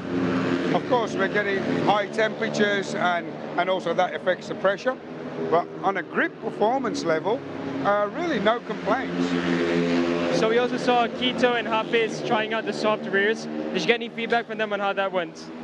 Yeah, I think, and as we're aware, the soft does carry a different carcass, and obviously being a softer tyre, we'd expect it to move a little bit more, and generally that's the common. It's not as stable as the medium, so I think the majority will go with the medium for the race. Thank you so much. We look forward to having a chat with you on the grid for this weekend. So Sal Kumar from Dunlop answering some of our earlier questions about the performance of the soft and medium tyres. So Sal expecting everyone to run on mediums this weekend. Let's see, the weather can change. Hopefully we won't be seeing them on wets. Just trundling along there is your session leader, Ramdan Rosley.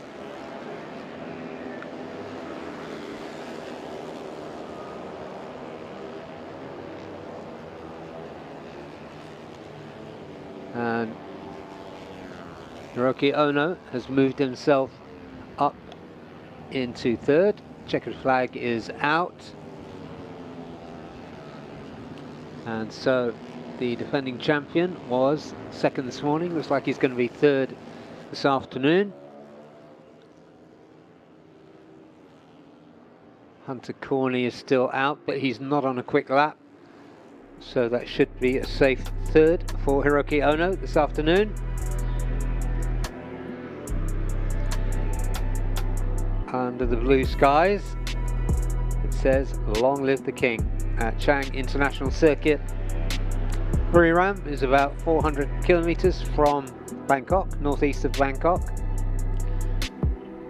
And this and the football stadium that is just adjacent to Chang International Circuit have really come to define this provincial city in Thailand. We first came here at the end of 2014, first international event ever to take place. It opened in October 2014. So this is the 11th year of the relationship between ARRC and Chang International Circuit. Here are the times: 150.812 for Ramdan Rosley, second Sartak Chavan on a 150.893, third Hiroki Ono, fourth Hunter Corney, good improvement on this morning, Luis Miguel, the Spanish rider, in fifth, Kim Min Jae, another good session for him, in sixth, seventh Warapong Malahuan, and eighth Kanatat Jamin, ninth Ati Kanger, 10th Mohamed Rendi, 11th Haziq Farouz, 12th Senthil Kumar, 13th Arshad Rashdi, the Singaporean rider. Kawai Ahmed was 14th, 15th Chirant Vishwanat. And is there one more coming up? There is indeed. Leandro Paredes, the Filipino rider, in 16th. And so looking at those times and trying to take a stab at who will go through to qualifying 1A, 52.113. It's going to be, Rendi's just going to miss out, I think, and Ati Kanger will make it through. Sorry, Kanatat Jamin will make it through. So, to be confirmed. That's just me glancing through the data on the screen. So that is the job done for this afternoon for the TVS Asia One Make Championship. They'll be back early tomorrow morning for qualifying 1 and 2, 1A and 1B. And we have still got another 3 sessions to go. So plenty of action coming up for the AP250s, that'll be up next. Then the Supersport 600 and then the ASB or 1000s. The AP250s will be coming your way at 15:10 local time, so that's in about 6 minutes from now. So stay with us at Chang International Circuit and we will see you for the free practice 3 for the AP250. Stay with us.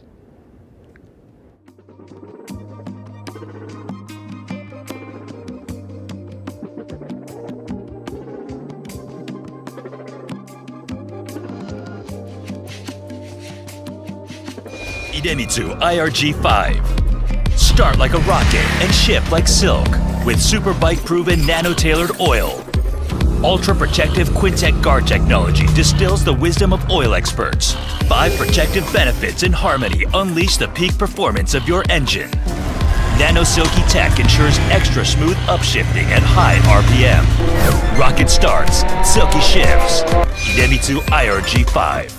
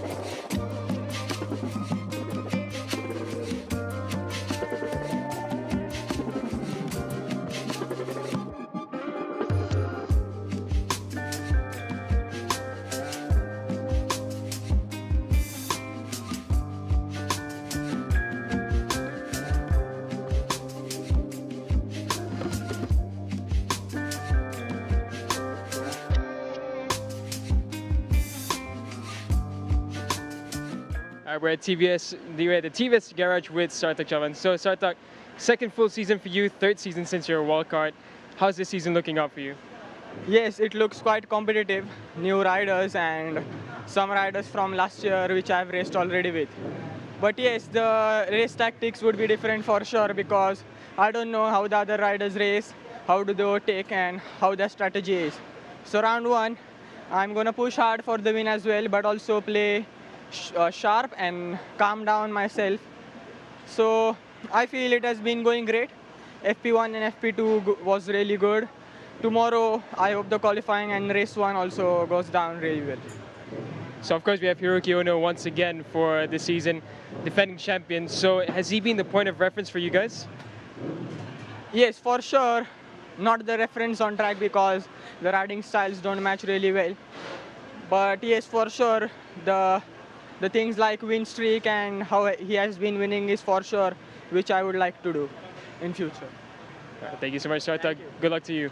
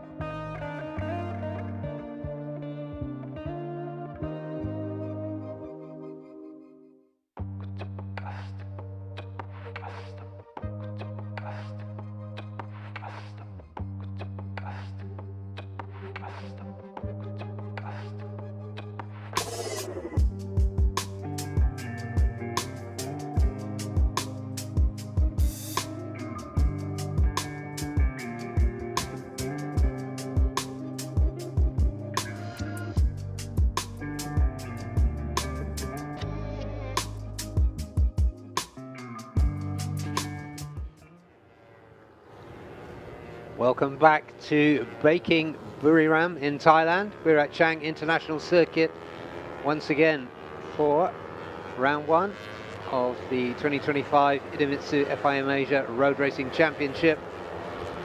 We are well into the afternoon session, 3 more sessions coming. This is the first of those 3, and it's the AP250. This is practice 3 for the quarter litre class. So we'll be on track with them for the next 30 minutes as they make their way on their outlaps.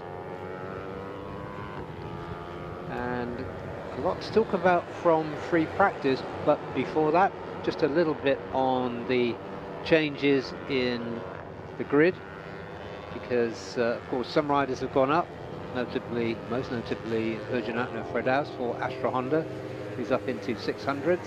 Frozy Toracatula, who chased him for the 250 championship last year, also up into 600s. But returning to this class, and a very welcome return it is Andy Mohammed Fadli, who comes back into Motul Sniper Kawasaki Manual Tech. Once again, he won 2 championships for the team in 2019 and 2022. And he comes back, although the bike is very different now, being the 4-cylinder Kawasaki.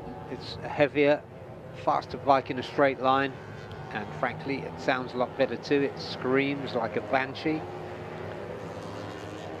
So it's a very warm welcome back for Andy Fadli into AP250s. And other riders to talk about, well, there are so many, but one of the riders that's impressed has been Murabil Vitoni, who's leading the charge with LFN. FNH Futra 969 have entered this class, pushing up Murabil Vitoni, who had a sensational last half of the season in Underbones in 2024, and has been really strong throughout the session here. We've also got 2 complete rookies for ARRC AP250s from Astra Honda, Dilla Arbi Aditama and Davino Brittani. It's a change of tactics for Astra Honda, who usually put an experienced rider in, accompanied by a rookie. And the number 65 there was the race winner last time out here at Buriram back in early December. Cal Vietnam was the race winner. The number 65, right, still riding for Honda Racing Vietnam, leading the charge. 3 Vietnamese riders now in this class. His teammate Hu Tri and also Tonam Pu is in the class. So really strong. The Vietnamese riders really coming strong in this category, as well as in the underbones, where we've traditionally seen most of the riders from Vietnam. Cal Vietnam hasn't quite been on the pace so far today, but we have to believe that he can be. Best time free practice 1 was 1:53.5. I think his time was similar in the second session. 53.7, so he was quicker in the first session than the second one. 56 on your screen, Galang Hendra Pratama, very well known Indonesian rider with World Championship experience, in about the middle of the pack so far this weekend.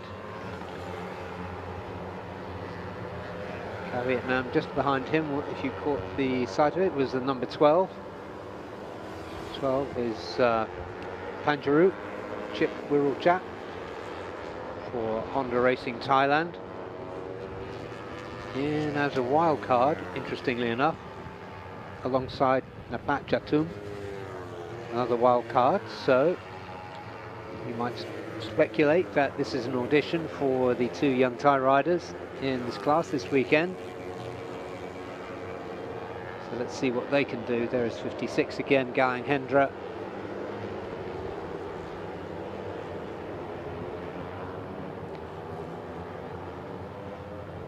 Gao Zhang just went through there for Team One for All. 2 Chinese riders running for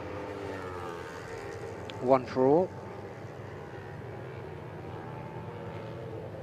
Gao Zhang, who we saw last season, and alongside him, Liu Guang Yuan. That is 73. 73 is Gao Zhang.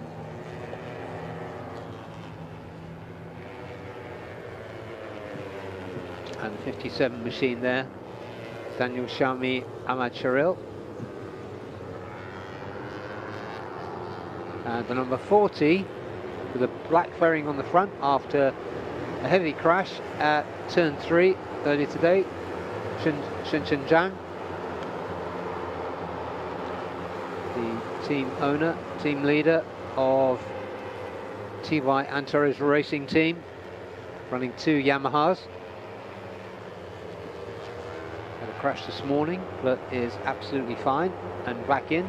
His teammate, who he's brought in this year, Rish Takahira, has been absolutely phenomenal in the first 2 sessions. Currently sitting 3rd in this one as well, number 44.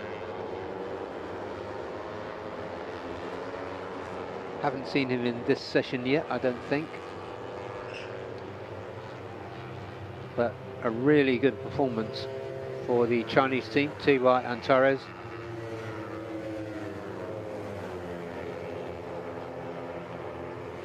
Yeah, Rish Takahira, 2nd in free practice 2, I think 3rd in free practice 1. So absolutely going like a rocket. And the riders that have really stood out have been, we haven't even mentioned them yet, the number 39 for Yamaha Thailand, Kritapat Kenkum, topped both sessions, number 39. So do watch out for him. He was very convincing indeed.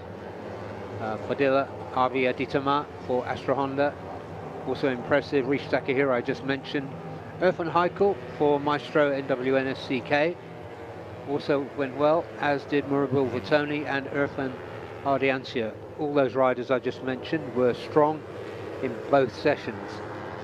Galang Hendra just having a little elbow practice with the number 88. That's Kandra Hermawan.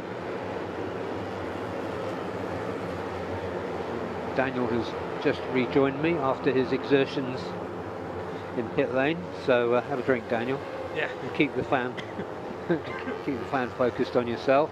There it is, a little bit of elbows there. Defensive elbows, let's say. I think that was defensive. Galang super defensive on that one. Galang does take the top step for a second there. Now Fadila and Irfan Haikal have gone up even faster. 152 coming from Fadila RB Alitama. Yeah, well, that's good to see from the number 56 Galang. See him up there because he has been in the middle of the pack so far.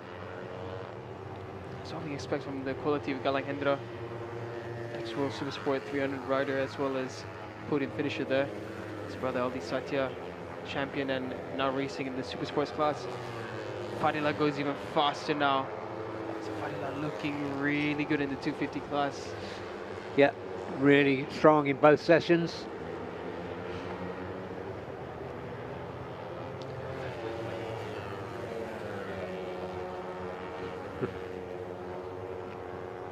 So Fadil second in both sessions earlier. And at the top now, one of the 2 rookies, as I was saying earlier, that Astra Honda have chosen to put into this class. The other one, Davino Brittani. And showing better in this session is Faris Putra. Daniel, we commented that we were surprised to see him so far down the order earlier on. Yeah, this is more like if Faris seen him go on 250s and he's looked really good. So I think they just need to find a bit more setup for him, and it's coming together now. What Faris needs is to be with the front pack. That's the most important thing, because in the race it's all about slipstream and timing your moves right. So yeah, so a lot of changes on the timing screen. He's just tumbled back down to 12th as we were praising him. I think the commentator's curse just struck him. Popped the champagne a little bit too early there. Oh, Fadila goes even faster at 151. Astra Honda have another ace up the sleeves. They certainly have. This is a non-stop pool of talent from Astra Honda. Yeah, it's just like they got some kind of special conveyor belt dragging these guys through.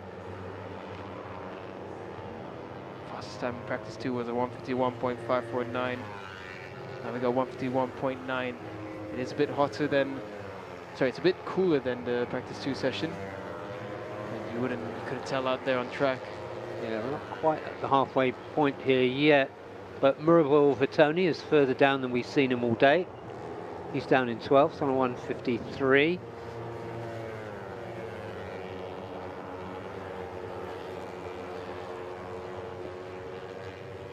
52.7 in free practice 1, and yeah, about the same time in free practice 2. So he's a full second off his best time of the day so far, Murabel.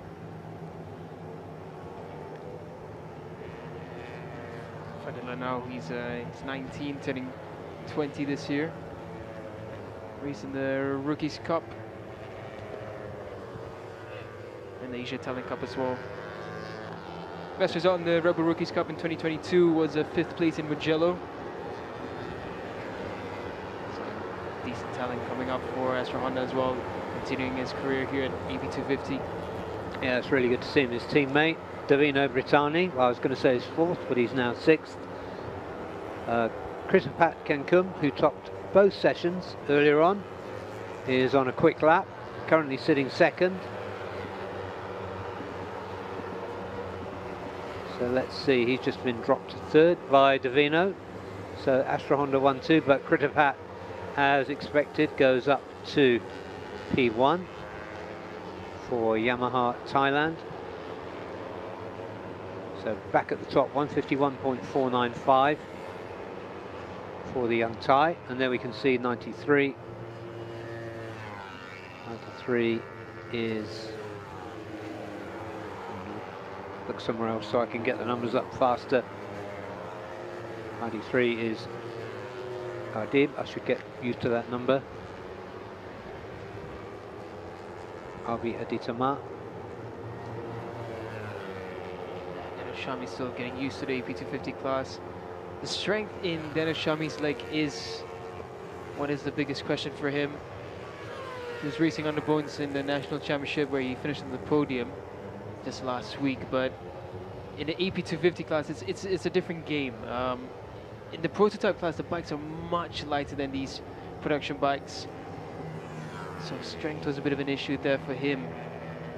Now it's going to be an even bigger mountain to climb, but it's not doing too bad.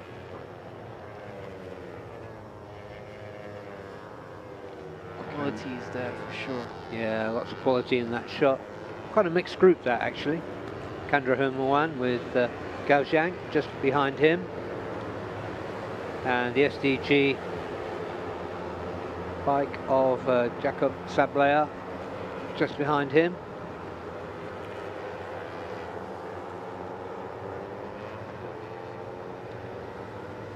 Shunjin Zhang just went through with the black front fairing, replaced the smart red one that he was sporting earlier.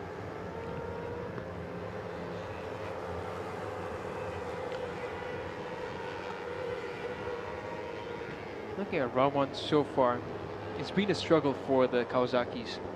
They've not really been where we expected them to. Then again, the pace is high in the AP250 class this season so far for the opener. Clearly, the Kawasaki need to find something. Yeah, I mean, we've seen Aikiyoshi go a lot faster around here. As far as Putra and that baby blue and fluorescent yellow bike as he leads this pack. Behind him is Aldias Aksal.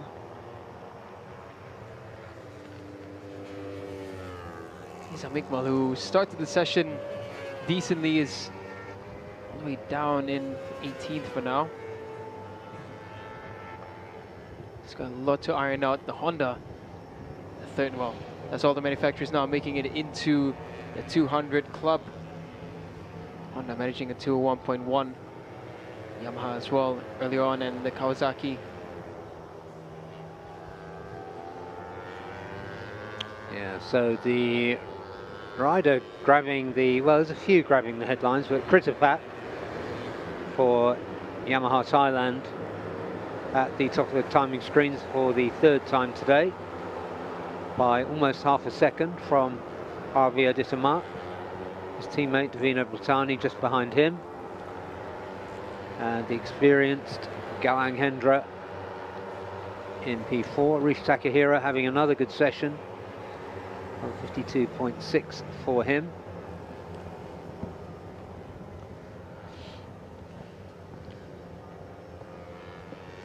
Another decent session from Irfan Aikal. He's found himself up in 6th. So it's a strong start for the SEK rider. Last season was a bit of a struggle for Irfan. Just couldn't find the pace, and then towards the end, slowly he looked like his former self. And now he's really matured up. So there goes the gaggle into turn 4. Rish Takahira right in there on the red Yamaha. Yes, the red Yamaha.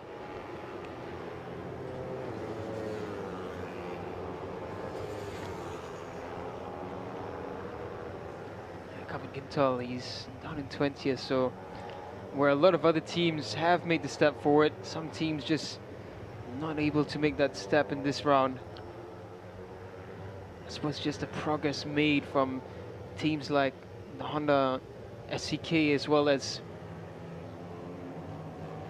Yamaha Racing Indonesia and Astra Honda, just setting the bar higher. Of course, now the addition of Murable Vitoni in this class. Yeah, Murable off his earlier pace this time.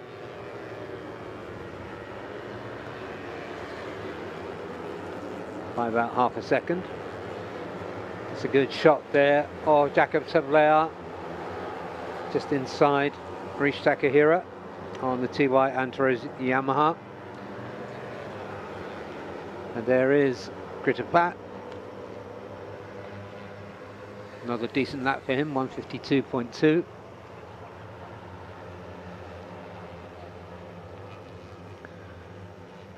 Would have been good enough for P4. So good place from the Thai rider. Definitely got a target on his back now. Yeah, as of right now, he's topped practice 1, topped practice 2. He's on course to top practice 3 as well. What a start this will be for Yamaha Thailand, the AP250 class. Of course, some may argue that it is a home track, so there's a slight advantage, but it's an advantage they're playing very well into. Yeah, very much so. And you can just see from his body language, he looks confident on the bike. We'll see how he goes in Sepang. I think Sepang will be the first test. We'll see some riders, of course, the Malaysians who are very familiar there, and even some Thai riders like Nakrin, who's spent a season in the Malaysian Superbike Championship, so he'll be very strong. Yeah. Well, Sepang is a test for everyone. Something for everyone there, and it's a very long lap. It's probably a test for engineers, for teams all together. And now we follow Kritapat. He just looks so in control of the bike. Even when the bike looks like it's on the limits, like right there, but look at him just dropping the shoulder down. Yeah, but there was no upset there from the rider. Yeah, if the bike looks unsettled for us, it's actually doing exactly what he wants by the looks of it. So confident just how he's dipping down.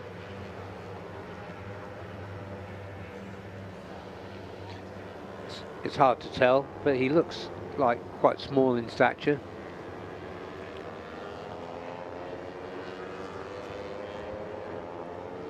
Another good Thai rider in this one has been Panjaruk.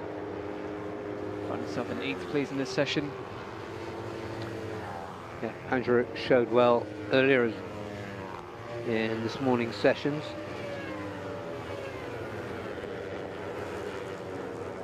.153 now. I think he was quicker than that earlier. Yeah, just a couple of tenths quicker. It's a slightly faster session for Kritapat in comparison to practice 2. Just wondering whether any of these riders are testing the race distance setup. Again, just saw the Kawasaki's coming through this shot. It's just not Kawasaki's days so far. Fastest Kawasaki, Aiki Yoshi in 18th place.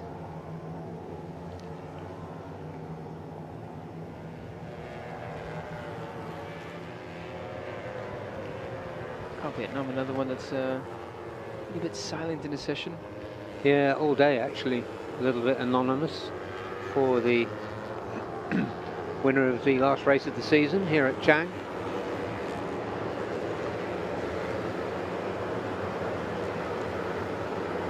Let's get Johan Reeves and Manuel for Honda Racing India. I was thinking 23rd, 24th in the previous session. It's not gone any faster than in practice 2, so still a learning curve for Johan Reeves. Calvin as well is down in 20th. Honda Racing India made the step forward and started fighting for points last season, but again, just not enough improvement yet.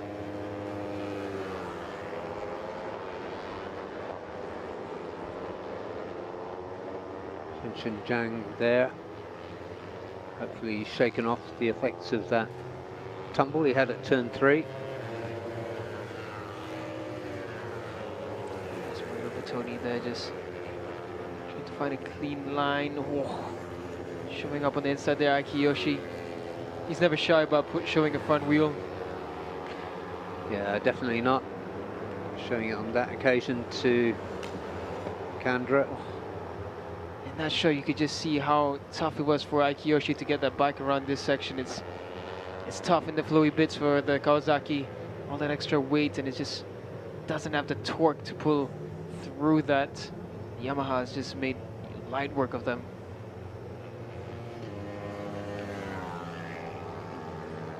Kandra Hermoine, I was just trying to make out the meaning of his helmet design, but I think I'll give that up. There's Kandra and Murabil. Murabil on the LFN machine.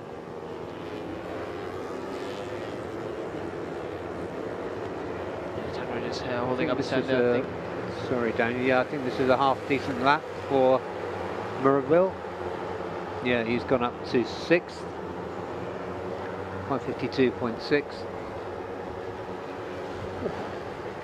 Victor Racing bike really has a good top speed there, 203.4. This is what happened with Chandra just now when he entered into last turn. This is why he raised his hand at Hutri. Yeah, he acknowledges that mistake there. It's a bit aggressive, but 203.4 recorded by Izami Kamal. That's the fastest top speed we've had of the AP250s. So Victor Racing set up that Yamaha very, very well. Yeah, great work by Victor Racing. Yoshi improving in this lap. There he's really giving it the business now. It's a large pack of riders behind him, and we're going to see him get caught up the next few turns. There you go. Yeah. Into turn 5.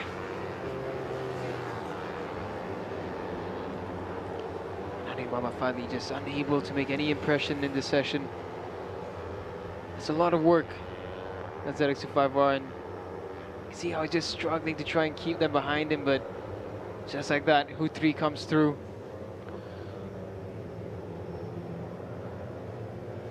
And Nike, well, he made time in Sector 1, he lost a lot of time in Sector 2 there. Fadilla's in a really good lap actually, he's just at the fastest Sector 2, and Sector 1 is a really good one as well. So keep an eye out for number 93.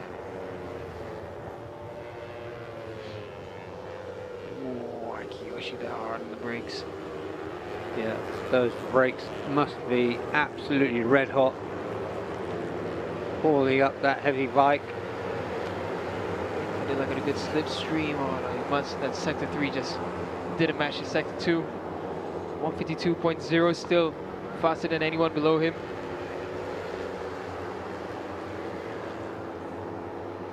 I see although he's down in 21st, I can see Jacob Sablaya looking pretty determined in that little tussle with Aiki Yoshi.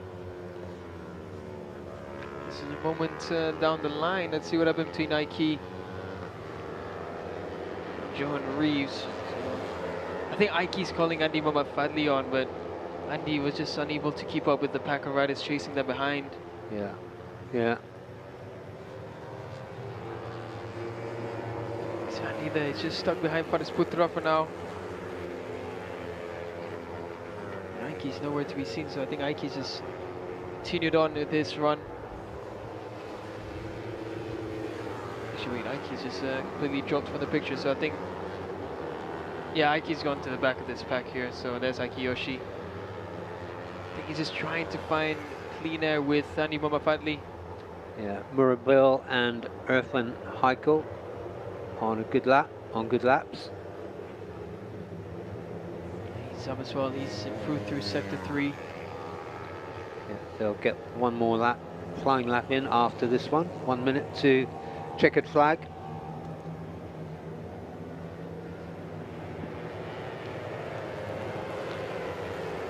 Jang 414 goes through on the green Yamaha. Kandra Hermawan, that's Napat, the number 86 there, getting a little bit out of shape. Trying to keep out of trouble for Honda Racing Thailand. And currently down in 19th. Front's lap does push him up a little bit. 152.6, Izamik well improves but remains in 10th. Let's see what happened here at last turn. See there, Jacob just trying to get that strong line, and he does hold that line very well. He's game, isn't he? Yeah, that was a strong move on Napa Jatum.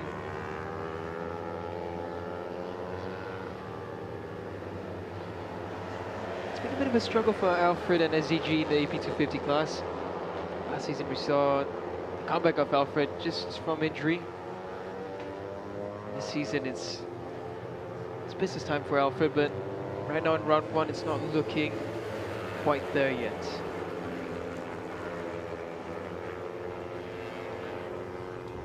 Yeah, good shot there of Isam Iqmal. Currently 10th, doing a great job there for Victor Racing Team.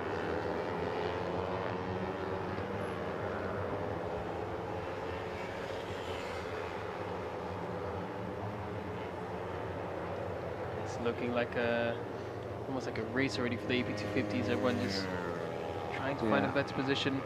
Irfan Ardianshah, further down the order than we saw him this morning, on a reasonable last lap.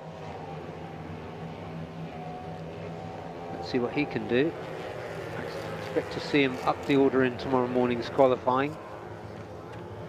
Just looking at Jordan Reeves, I thought it was going to be a faster lap from him because he's got Izam in front of him, but none of the sectors looked better for Johan. Honda Racing India bike, and now they all form up cleanly through the last turn. A few riders with the fastest sector time, but nothing threatening. Irfan Ardianshah is on a decent lap, so that's somewhere behind. Comes across, Irfan Ardianshah does improve his lap time, but remains in 11th. Yeah, much further down the order than he was. His lap time, 153.2. That's a good deal slower as well.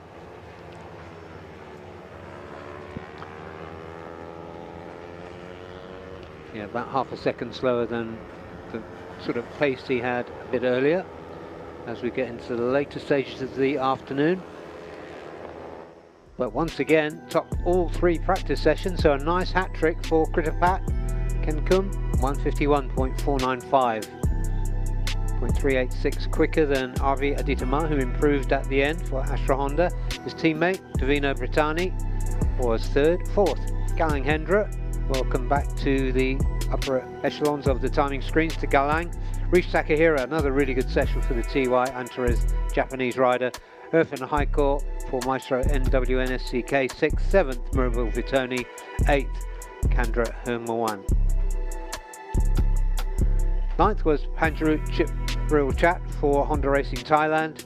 Isam Iqmal for Victor Racing Team, another good session for him. 10th, 11th, Irfan Ardianshah. 12th, Aldiaz Adsal Ismail. And 13th, Gao Chang for One For All. Daniel Shami Ahmad Sharil for Uma Racing was 14th, 15th, Yuan Hu Tri. 16th, Faraz Putra. Down the order again in the end there for Faraz Putra. Cal Vietnam, quiet day for the Vietnamese rider. 17th, 18th, Ioshi Napat Chatum for Honda Racing Thailand. 19th, 20th, Kevin Quintal. 21st, Jacob Sablaya for STG Hark Pro. Jazil Jarami for Team ACR was 22nd. 23rd, Johan Reeves Emmanuel for Idemitsu Honda Racing India. Don Poo for Extremo UZ Asia was 24th. 25th, down in 25th, Andy Fadley. 26th, Chonchen Zhang after coming back after his crash in Free Practice 2. Longnan Zhe for Victor Racing 27th. 28th, Yu Gung Yuan for One For All, and Fadil Al-Ghassani Priyadi for Yamaha Racing Indonesia was 29th. So 29 entries, really good field for this AP250 class. And next time we'll be seeing them will be tomorrow morning for their 30-minute qualifying session. We're going to take a short break now, and we'll be back at 15:50, 10 to 4 for the Supersport 600 third practice session. So stay with us. We're at Chang International Circuit for round 1 of the Idemitsu FIM Asia Road Racing Championship.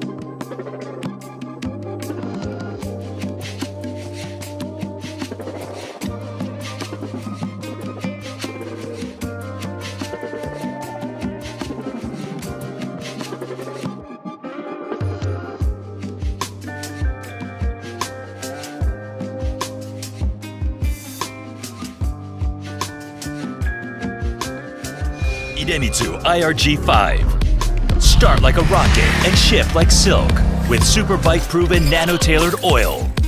Ultra protective Quintec guard technology distills the wisdom of oil experts.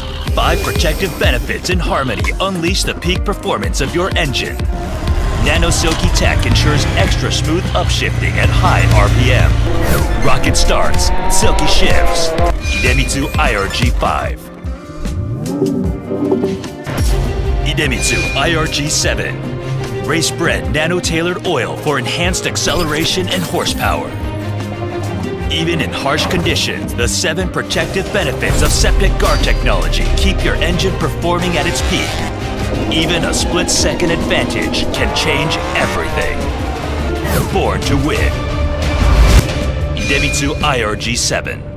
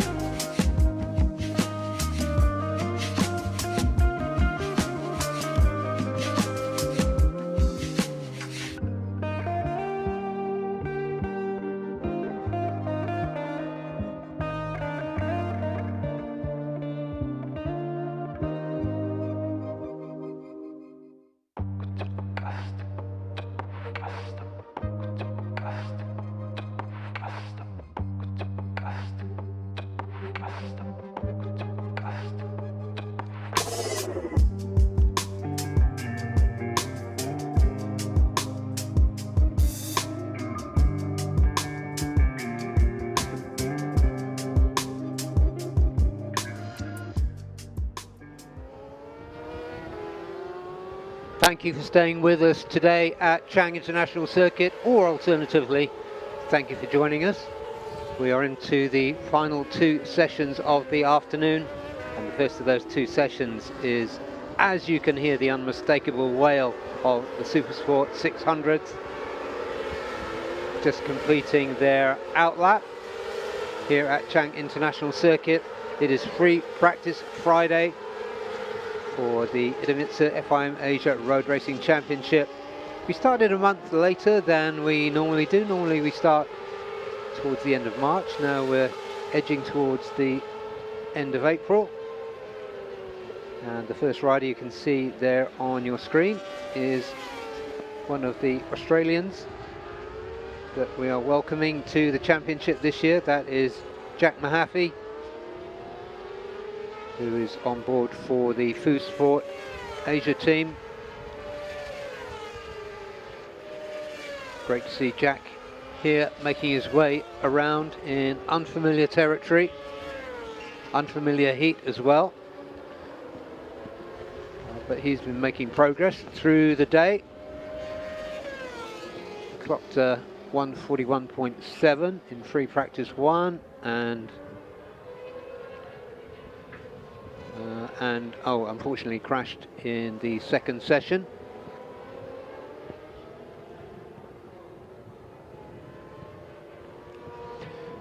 There's an early off there for Rocco Sessler, unfortunately. Rocco, who spoke to Daniel a little bit earlier, said he was handling the heat pretty well until he got into pit lane, and then you just boil basically. But you know, it's not just the heat in the air temperature, it's the heat coming off the track, it's the heat coming off the bike. It's really, really intense. And let's just pick the bones out of what's going on track at the moment. Everybody's slowing down. There's a hand up there from Adinanta Putra, the number 21. Yeah, I have to agree with Adinanta. This is getting a bit ridiculous. Looks like we traded waiting around in underbones for waiting around in 600s now. It's not what we want to see at all. I understand what the Idemitsu Honda boys are trying to do, but you don't do that in the middle of the track. And also, they were just near the pit lane entry, so they could have done that and just ridden through the pit lane. Anyway, there goes Adinanta on his way, all alone.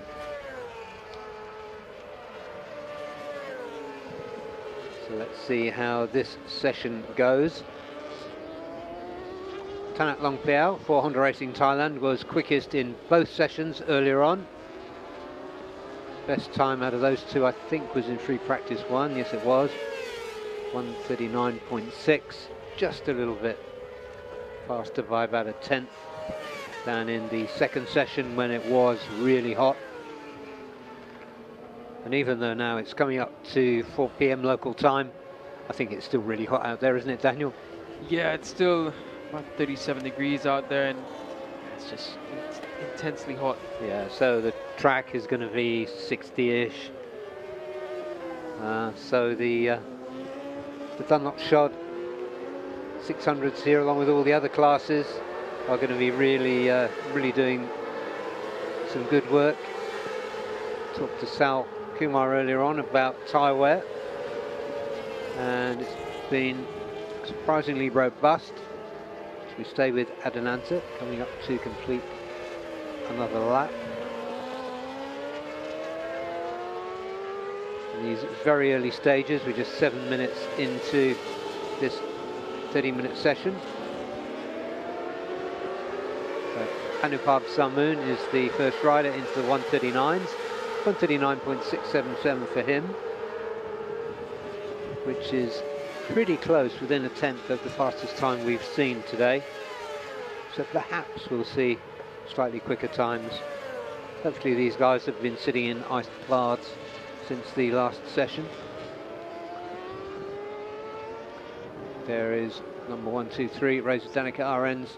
Just ahead of him is Shrifuddin Azman. I should say Sharifuddin. Is that the right stress? Thank you, Daniel. Yeah, Sharifuddin. So he's trying to get into a better position, and again, just looking around, they're just not really doing what they need to be doing right now. One of the riders makes a mistake, they just got to keep on going, can't just be waiting around for the other one. There's the number 23 of McKinley Carpaz. He's lapping around really well this weekend. Yeah, this is as good as we've seen him consistently. We've seen flashes, but I think this weekend looks like it's shaping up to be a really good one for him. Anupab completes another lap. Another one in the late 139s. And just behind him, he's got Kitsadar Thanachot, a rookie in this class for Honda Racing Thailand. So running Tanat and Thanachot. Thanachot the rookie, and Tanat was the rookie last season. Finished really strongly with a P2 in the final race of 2024. There is McKinley Carpaz. That was best sector 1 for him.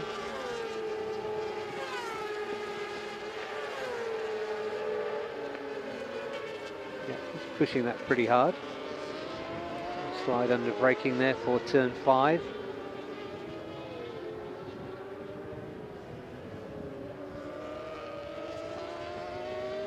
He goes round turn 7. It always looks like a nice easy little run up to turn 8.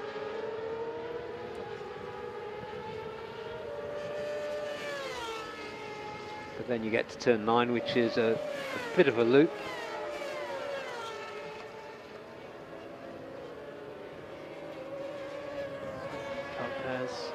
So improving again. Yeah, so this is a good lap for the Filipino rider. Ooh, someone's gone down there. And who is that down? I'm not used to the colour of the leathers, but the airbag has definitely gone off. And that's Xia Jintong for Victor Racing down, unfortunately, in the gravel.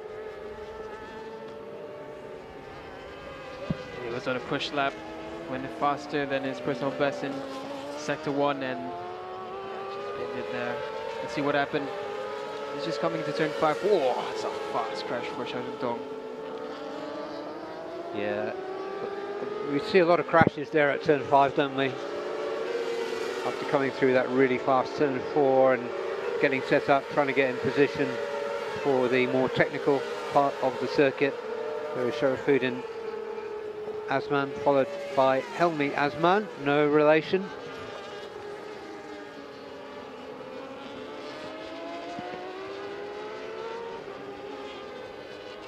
'63 is Sharafuddin, 32 is Helmi Azman, and just behind him I can pick out the number 44 of Karol Idampawi, making a welcome return to Supersport after being a fantastic competitor in this series back in 2023. Helmi was one of his teammates then, as Roy Anwar was the other one. As Roy now up in ASB, and Sharafuddin coming up from AP250s to SS 600s.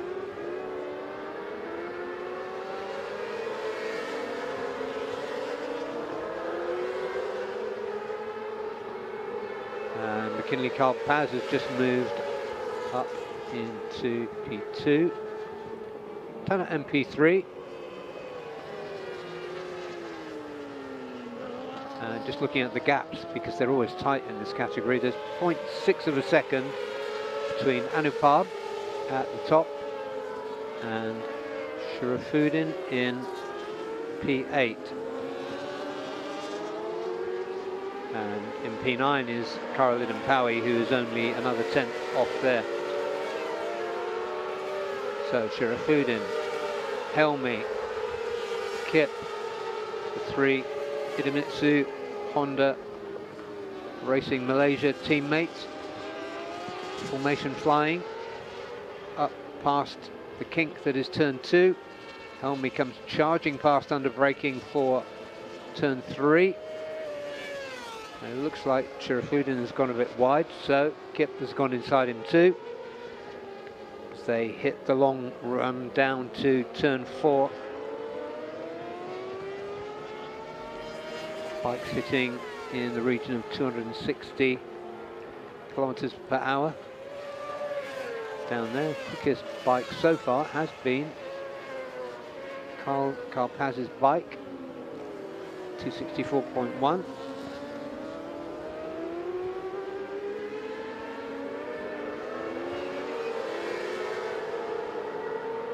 That number 31, nice big number 31 on the front of that Thai Honda is Tanat Longpliao. So we can watch his progress during this session. He was pretty dominant, even if it wasn't by a huge time margin throughout the first 2 sessions today.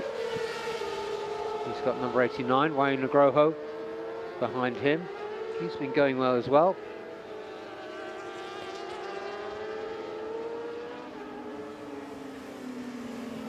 Wayne Nugroho should find some improvements. McKinley Carl Paz going even faster in sector 1 now. Anupam once again finding his way up. He's Tanat. Spill earlier, I don't think he'll be too phased about it. Jack Michael Mahaffey came out early on, but it didn't seem like the bike was responding the way he wanted it to. We still have yet to see the best of the Australian rider Jack.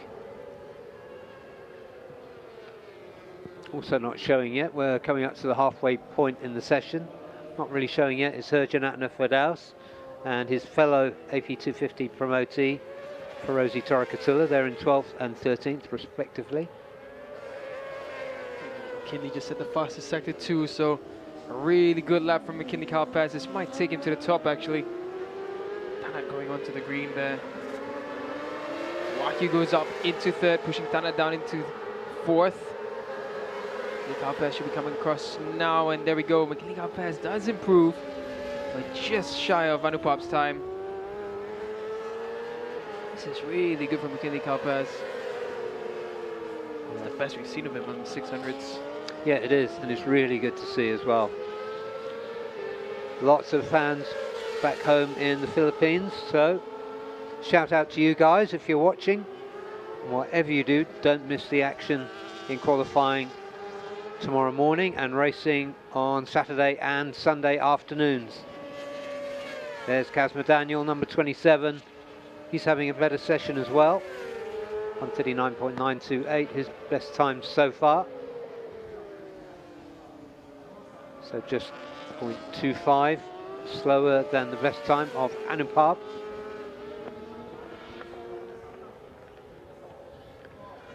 Moving down a category from ASB to Supersport 600. But we saw him do some great things back in 2019 on Supersport 600. So we're looking forward to him getting to grips with this Hongleong Yamaha. It's got McKinley Carapaz ahead of him.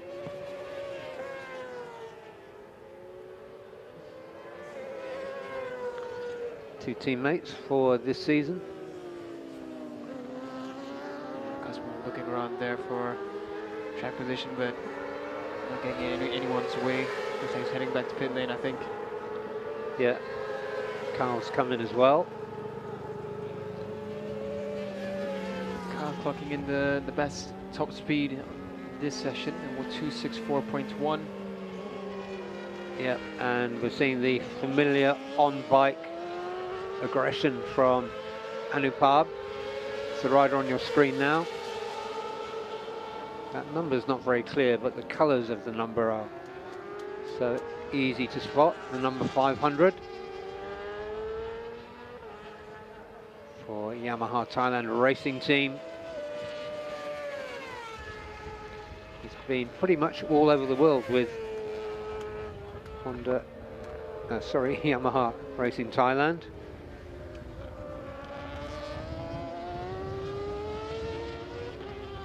Supersport. He's been through the VR46 Academy a few years back as well.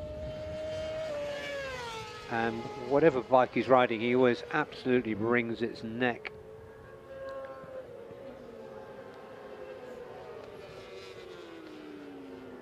Anupap. It's not a faster lap from him in this one, but for some riders, they might be trying to do a bit of race rehearsal, and that was a bit of a slide there for Anupap Sarmoon. Managing to keep it all under control, even with a pretty decent slide there. Gary McCoy will be proud of that one. Yeah, he's pretty unflappable. Keeping it planted down the exit. Comes across the line in 1 minute 40.2.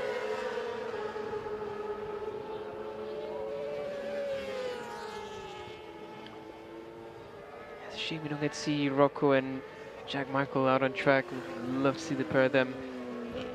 See what they can do this time. Yeah, just before he came back up, Rocco had an off early on. Yeah. Yeah, it's unfortunate because speaking to Rocco earlier, he looked confident for a much faster time this session. So the majority of the grid back in pit lane. Yeah, hopefully they can get him out. We've got 11 minutes remaining. I'd like to see Jack Michael as well. With him and Rocco. Now we follow Anupap. Anupap again, just lapping in the... He looks like a race pace simulation for him. Sector 1 as well is similar, 21.7, similar to his last lap. Yeah, I think the feeling among the other riders is that Anupap could be the rider to beat. Or at least to use your phrase, Daniel, the reference point.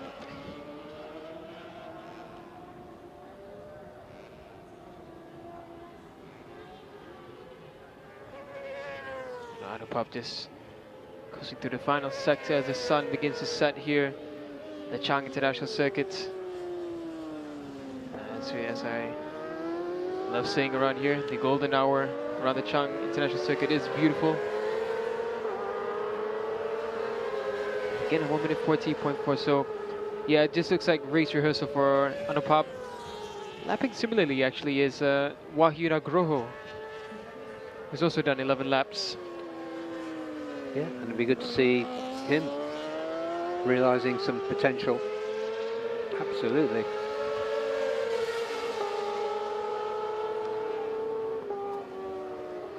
And there's Adinanta Putra.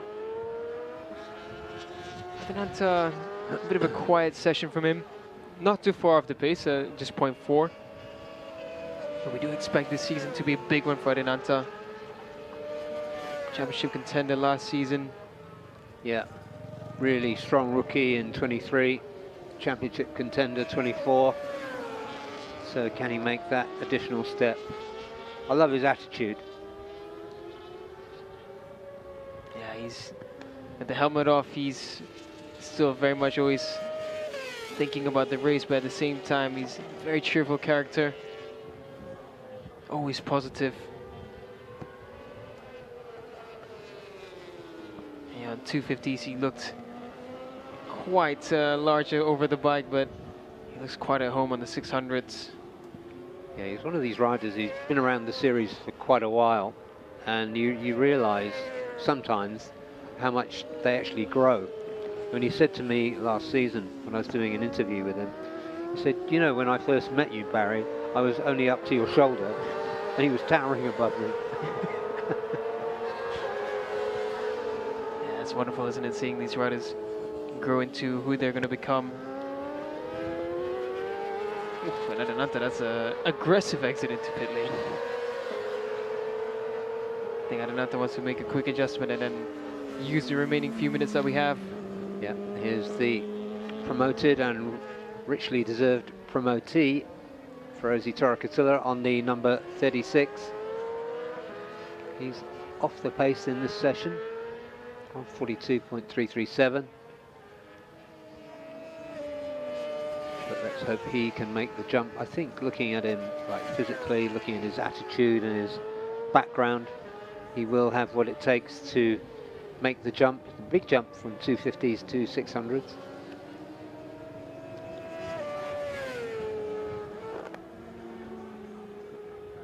So it looks like Rocco has made it out.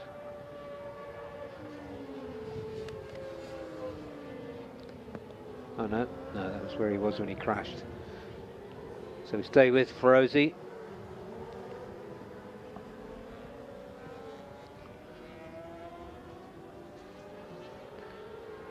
And if you've been sitting in an air-conditioned room, a lounge, or perch, as we are here, right high above the highest seats in the grandstand, in our commentary position, then it's been a beautiful day here in Buriram. But as soon as you step out, my goodness, it's absolutely slaughteringly hot.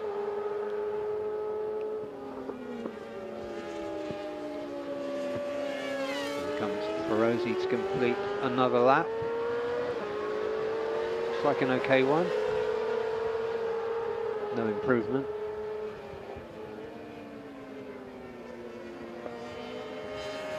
Spending a bit of time on his own, probably doing good. Yeah, Anupap has been so consistent, and so has Wahyu Nugroho. The pace has been in the 140.4s, 140.3s. Super, super impressive. And this will be well after race time for them on Sunday, as well as Saturday. It will be much hotter during those times. Yeah, I was just going to say, Helmi and his comrades have been a little bit quiet, but here they come. Helmi does go well here. That's right, intra-team communication there.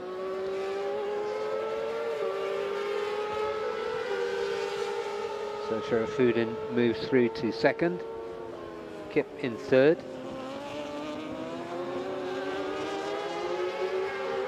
Yeah, Helmi already gapping his teammates there. Shafir Nazman and Kip just unable to match Helmi's pace. Yeah, and you know the lap times, Daniel, are about a second slower than we saw in qualifying last time out. I think the qualifying rears should do well around Chang this time. They've updated it again. The heat will be a big question mark. Yeah, let's see, because a lot of these riders don't always do their best lap times on the qualifiers, do they? Helmi being one of the notable ones, I think. Yeah, I remember it was in Mandalika where Helmi did his qualifying tire laps and then switched back to the mediums and managed to go even faster. I think over here, if I remember correctly, everyone was pretty much quicker with the qualifying rears. I remember Apiwa definitely was. And there's Kip and Shafir Nazman. Yeah, it looks like Kip is getting himself up to speed. He's moved up to 6 on a 140 dead. This is Helmi there from Honda just watching on. Doesn't seem too happy. And again, a shake of the head by Kip. I don't understand what's going on with these three. And again, slowing down dead. It's Yeah, it's strange because in 2023 he was the rider to beat right from the very first session. Yeah, it's just bizarre to me. I mean, all this waiting about, all this looking around from them. These are quality riders. Both have been into the World Championship. Both have been at the top of the game. But today is just not working for them. Kip's not done too bad, however. He's up into 6, but still all this looking around, waiting around, just doesn't look like a confident day for them. Yeah, this is going to be a last quick run for Kazma Daniel, the number 27, with the pink helmet, pulling out of the Hongyang Yamaha garage.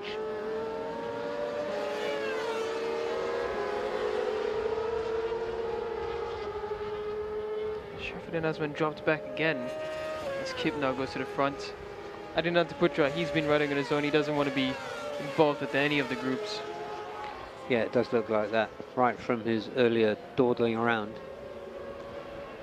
Wayu Nugroho. So some fast riders coming out for a late attack. I want to see more from Herjun, though. It's been a really quiet session for Herjun Atna. 141.1 is not at all reflecting to his quality. No, and I really think that Herjun will grow into the 600s quickly. Yeah, 140.339 in comparison for Herjun Atna in practice 2. And look at this, now they're all going wide. They're all just going off the track, just waiting track position. McKinley Carl Paz come back out as well, so both the Hongyang Yamahas are on track for the last couple of minutes.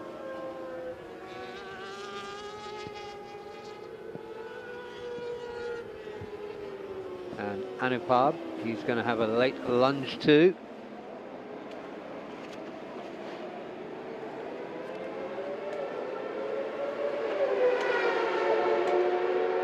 Yeah, Anupab leaving this a bit too late in my opinion. It's perhaps just for a practice start at the end.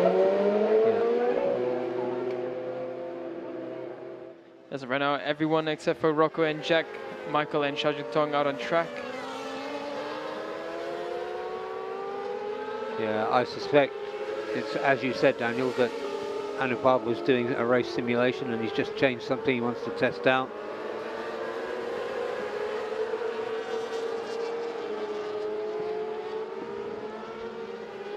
'63 is Sharafuddin Azman. 23 is McKinley Carl Paz, currently sitting second.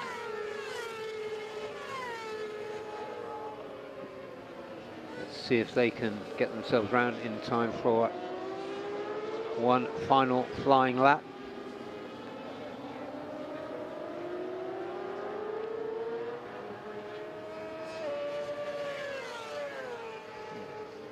Kalba and Damok there. Make their way around the sunset. Quiet one too by his standards from Tanat. Yeah, Wahyu going really good through Sector 1. That's a whole tenth faster than Anupap's Sector 1. So it's impressive so far by the Yamaha riders. Wahyu, McKinley, Carl, Anupap, Thai, the Filipino, and the Indonesian. Super impressive. Tanat as well in the earlier sessions. Yeah. Yeah, such tight differentials between them. Out comes the checkered flag.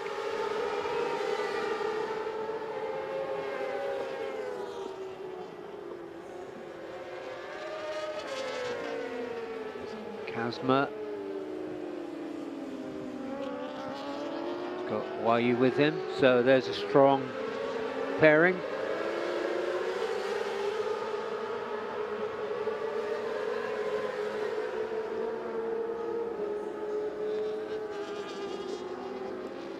No change there.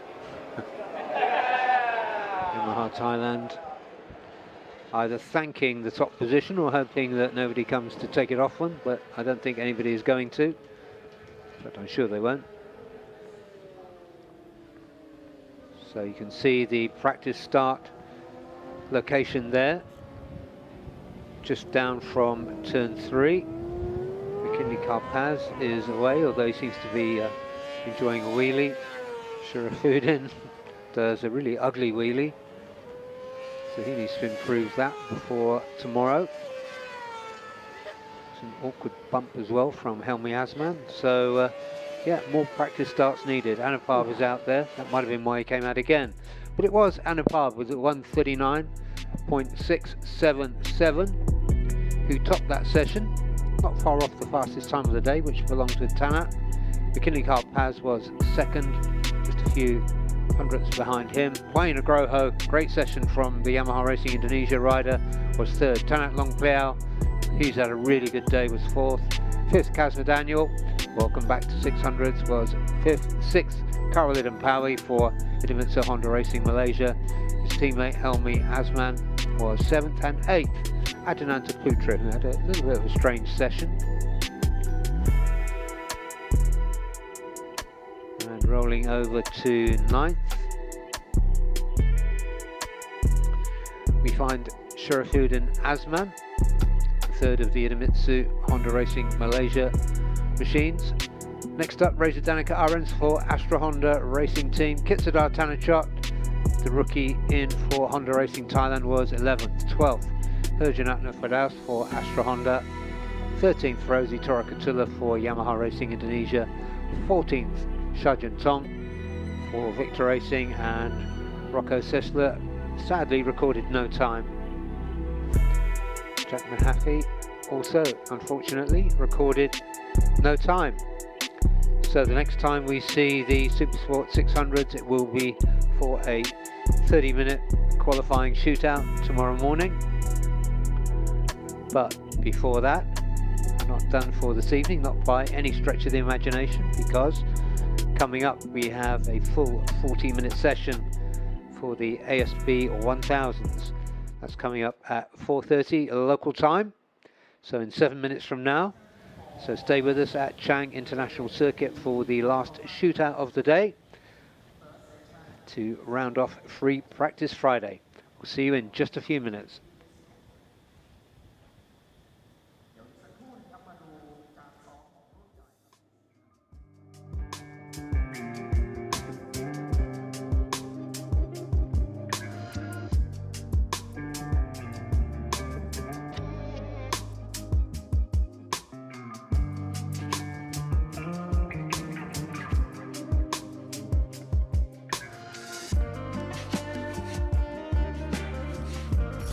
Idemitsu IRG7, race-bred nano-tailored oil for enhanced acceleration and horsepower. Even in harsh conditions, the 7 protective benefits of septic guard technology keep your engine performing at its peak. Even a split-second advantage can change everything. Born to win. Idemitsu IRG7.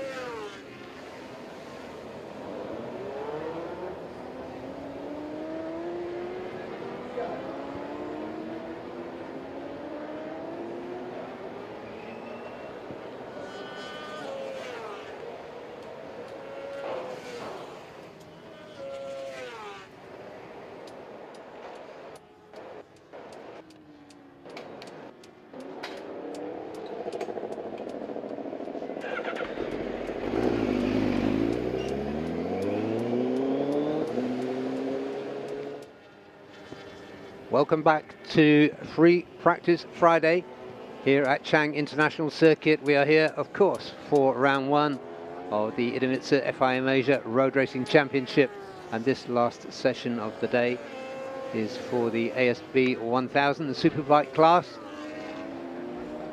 As we just take a peek there into the JDT Racing Team garage, as the rider out on track doing the work is on his out lap. And indeed, there he is.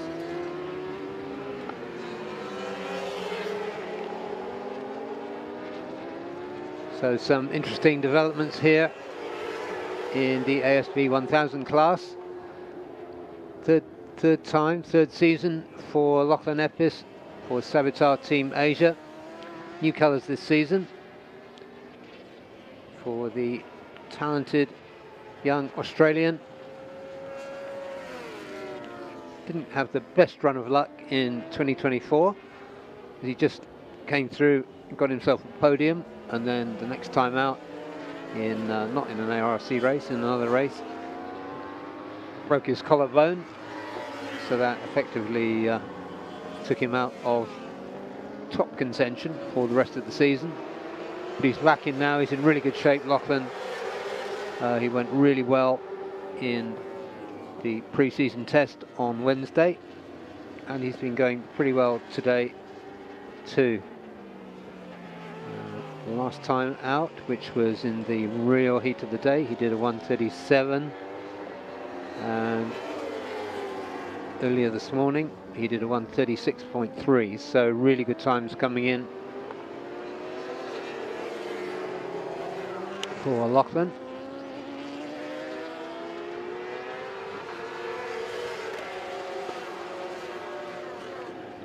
Andy Farid is Dihar, just looking at the top riders so far. He's had a really good couple of outings and be looking for another one, no doubt. Hafiz Shirin had a good first session, bit of a quieter second one. Nakarin Naturak also a little bit quiet last time out in the scorching heat of the early afternoon. Let's see how he does as the temperatures start to drop a little bit. But we're still looking at temperatures in the high mid-30s, so it's not by any means cool. He bagged himself pole position last time when we were here in December, although it was much cooler then, of course. This is the absolutely hottest time of the year in Thailand.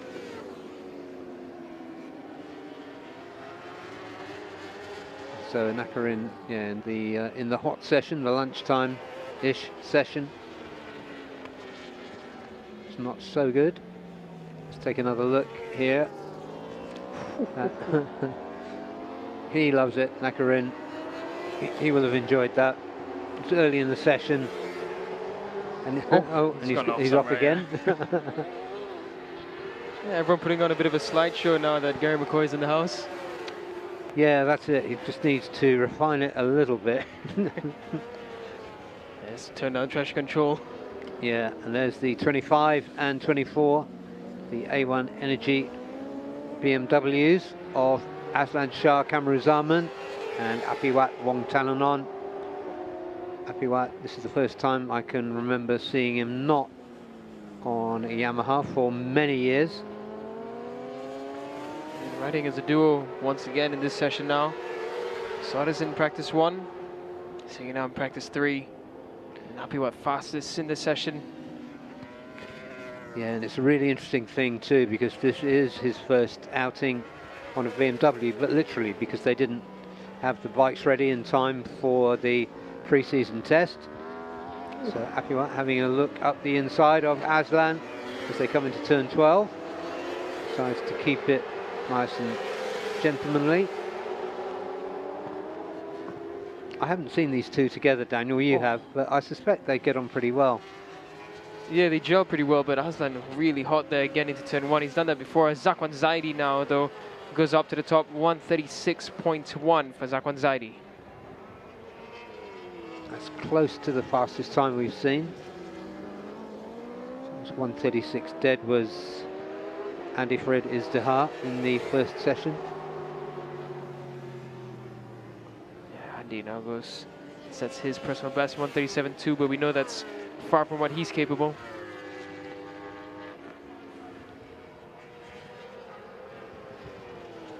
Kito Abe currently sitting in 7th, Azroy in 8th. It's early times in practice 3.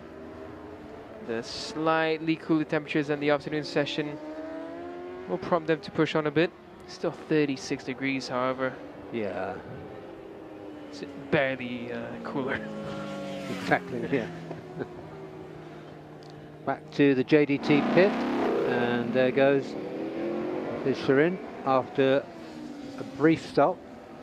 Or was it his first time out? No. Perhaps he just took an extra break before coming out. On board with Apiwat there on the simple but effectively decorated BMW. It's Kito there with a really nice helmet design actually up close. It is, yeah. He's getting some adjustments. We see this usually from SEG. They go out, see how the bike's feeling, make adjustments, and then do a long stint. Yeah, and as usual in that pit, they always look as cool as cucumbers, no matter what the heat, no matter what's happening with their bike and their rider. But here's the quickest rider. The rider has been the quickest so far today. Andy Fred Izdihar just got bumped off the top of the championship positions in the last race of the season by Yuki Kuni back in December. Back and aiming to go one better in 2025, and he's got lots of competition.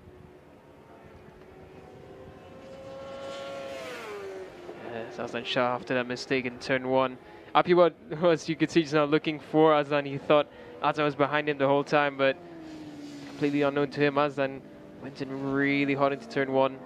So I think Aslan going to take a quick breather, just restructure himself and head out for another stint. Yeah, plenty of time, still 31 minutes remaining in this 40-minute session. Andy on a decent lap here.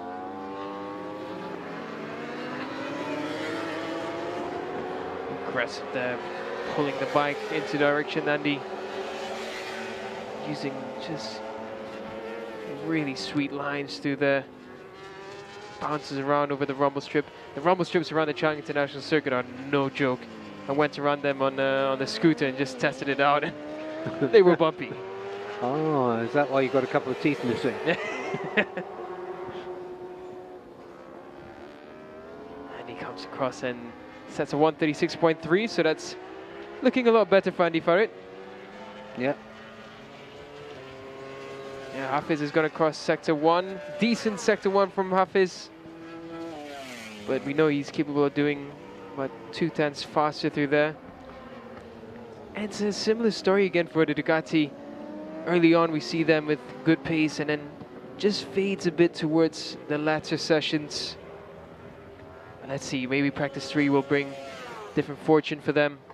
Hafiz aggressive on the flip to the right. There's Cameron Dunker just coming in frame there. 138.1 for him so far. That is actually his fastest time. Yeah, by a 10th or 2, I think, his best time. So, more progress for the 17-year-old Australian. Yeah, he's brought down the gap actually. It was 2 seconds all throughout practice 1 and 2, and now he's brought it down to just under 2 seconds. So, the right steps forward. He said he's going to take it one step at a time. And he's doing that very well. A very mature approach by the young 17-year-old. Here's Hafiz now, comes across it. It's a decent time, yeah, it's a 136.8 from Hafiz Sharin. So let's see what the next lap brings for him.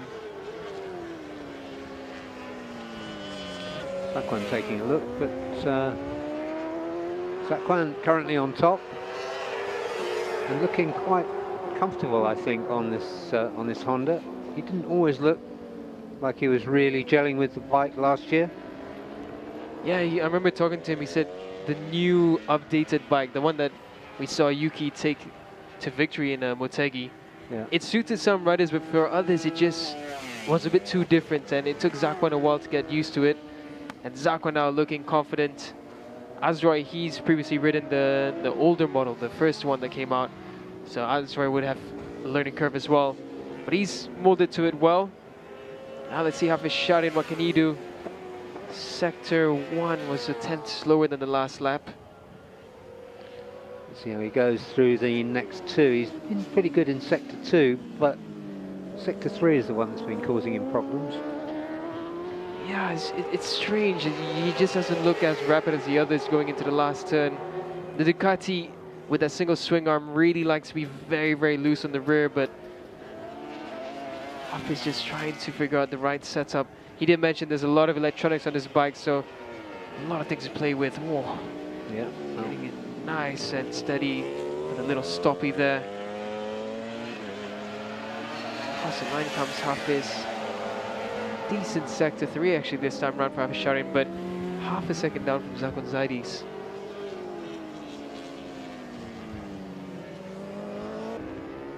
Could be that. I mean, when you have so many variations that you can have, it's tempting to play around a lot, but sometimes it can do more harm than good. Speaking of a team that knows how to tamper with everything, SDG, they always find that slight adjustment that gives the rider just a little bit more confidence, and Keto now faster through Sector 2. Yeah, he really looks good on that bike. I feel like Motegi, once again for the Japanese riders, that's going to be where we see Keto at his best. And that could be the big confidence boost for Keto. It could just be one star performance that he needs to really find that confidence in the SDG CBR. Rear tire kicking in and traction control just keeping it together. Up into 7th goes Keto, 137.2. Just making those slight steps forward is Keto Abe. Gap of a second from Zakwan to Keto Abe. Snap there from the rear of Hafiz. Yeah, he's really pushing it through turn 12. You can see that Ducati just wants to be loose on the rear, but Hafiz wants it to be smooth. Drops the gears, rear tire just skipping about, and look at that, that's beautiful there, and he kept it all under control. Yeah, it's probably in the air for 50 meters then. So Hafiz now into turn 3. I think he's continuing on. He's going to soldier on and try to find a bit more pace. We know what Hafiz can do. We know the bike is capable. It's just a matter of syncing everything together. Keto now on this lap. Decent again through Sector 1 and Sector 2, but not going any faster. Lachlan Epp is behind him, is going to get a bit of a reference. Lachlan, we've seen him fast in the official pre-season tests. Lachlan managed a low 136. Should put him currently up into the top 4. Again, every day is a different day in racing. Even though it's at the same track, similar weather, it's always different. 37.2 again from Keto. That consistency of every SDG rider, it's unbelievable. Yeah.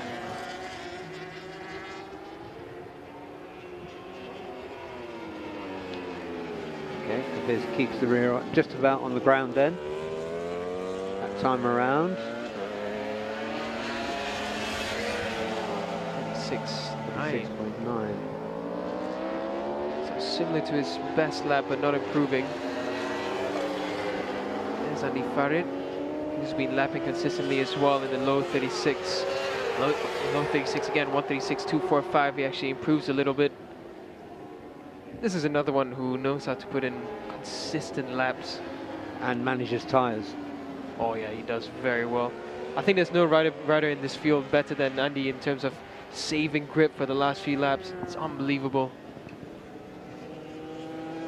last November, it was Mandalika, I think it was, where Andy just didn't have a good start, but the last few laps he conserved so much tire that he could just catch up and claw back the riders in front. Yeah, in a kind of sadistic way, it's quite fun watching the other riders because they kind of know that he's coming. Indeed, indeed. In the late laps. It's almost like you hunch up, like as if somebody's going to hit you from behind. It's almost like that kind of hairs on the back of the neck feeling. It's something that's hard to teach. I don't think, being able to manage your tires that well, it's not easy. It's something that you have to have a real feel for. That's just what's unique about Andy Farid.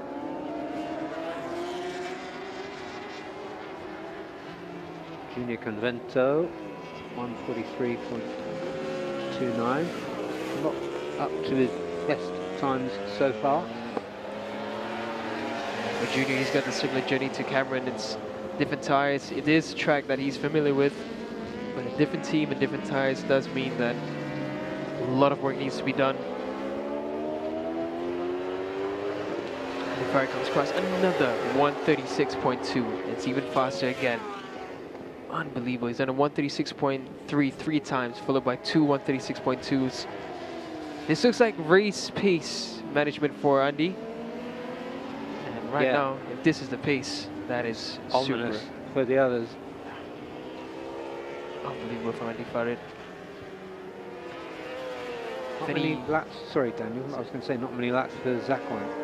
Yeah, he did the fast lap and then came in, so did Azroy. They've just come out again. Might be a long stint for the both of them this time. Azroy, of course, not near his best that we've seen. But maybe at this time they just want to find the right setup for the race. Because tomorrow is qualifying time. Lachlan now coming into the last turn. Another one who we expect a bit more from. Lachlan getting really wild on the exit there. That was going to be a good lap as well. But 1:37.2 for Lachlan with that little error there the last turn. Lachlan wrestling that M1000RR. Brand new bikes as well. So it's good to see all the BMWs on brand new machinery. And here's Lachlan. Look at that rear snap up. It's the shake of the head wobbling with it. Still donning that bare carbon fiber front fairing. Lachlan just preparing to try everything, and just in case he makes a slip up, he doesn't want to damage that fresh paint on the front. Yeah, maybe it's a psychological thing to say push. Here comes Lachlan Epis now. Will that error just disturb his run? Actually, it's not too bad. Sector 1, very decent, 20.3. Sector 2 is where it's going to count. Here comes Aslan Shah, the other BMW. Yeah, only 4 laps under his belt as well. Aslan Shah looks like a happy rider right now. He looks very happy with his setup. Looks happy with how he's riding. Oh, coming across Zakwan Zaidi for his second stint to 1:35.8. Now Zakwan looking way more comfortable on that CBR. Let's see what Zakwan's pace looks like. Yeah. Further behind him is Azra Hakimanwar. He's pulled Azra as well. Azra's done a 1:36.5. Azra goes up to 4th. So is this qualifying practice or is this race simulation for the pair of them? Yeah, he's on mediums. But it's really good to see Zakwan looking that confident. Yeah, this is really good. A confident Zakwan. It's a dangerous Zakwan. Zakwan through sector 1. Decent but not faster. Azrai was actually really quick through sector 1, 20.1. That's the fastest first sector we've seen from the riders for a while. Azrai there just playing a slightly wider line compared to Zakwan. He's still riding similar to a super sport style, but it works well for him. Apiwat now goes up. Sorry, Nakarin goes up into 4th. 1:36.5. So the Hondas proving quite a bit. Andy Farid, I think, it's a slightly slower lap, perhaps just found a bit of traffic. Here's Zakwan Zaidi now. It's not going to be faster in this lap, but still a fast lap coming in. Should be a low 136 at least for Zakwan Zaidi. Zakwan comes across 136.5, so no low, mid 136. Azrai behind him came across with a higher 136. Yeah, Nakarin on the move on this lap too. Lots of time to go. There he is, Nakarin. Yeah, it felt like the session was coming to an end, but we still have 18 minutes left. Yeah, I did, and that's why I said something, because I glanced up.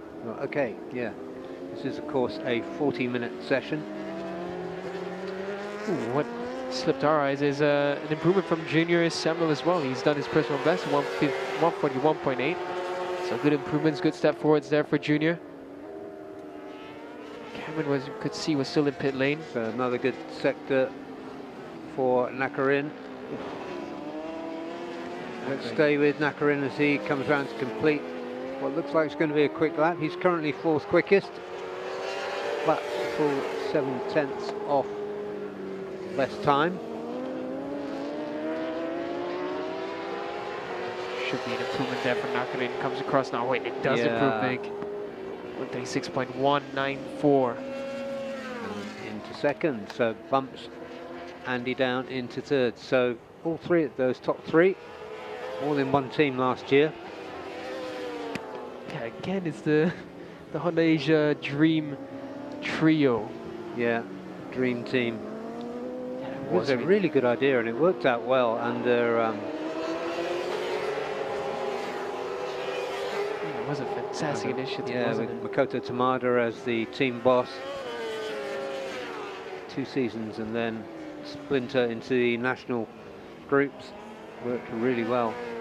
I don't think I've ever seen anything like it. I mean, bringing 3 top riders into one team just to prep them up to split into their own individual teams.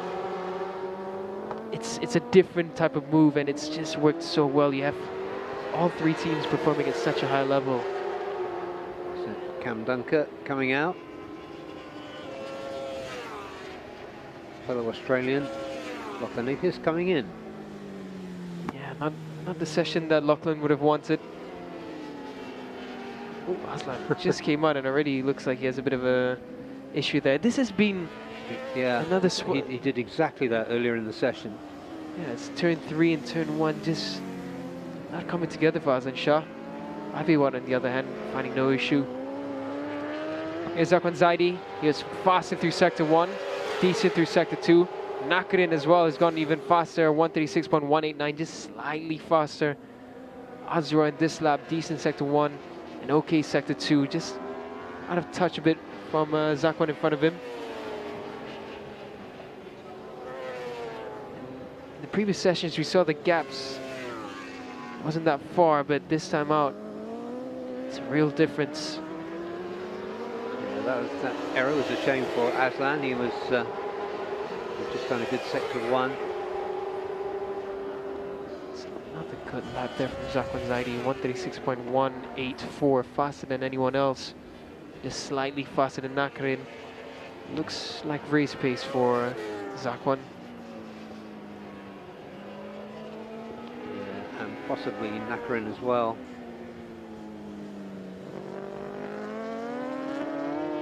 Yeah, both of them really lapping similar times. Lower 136, even their sector times are very similar.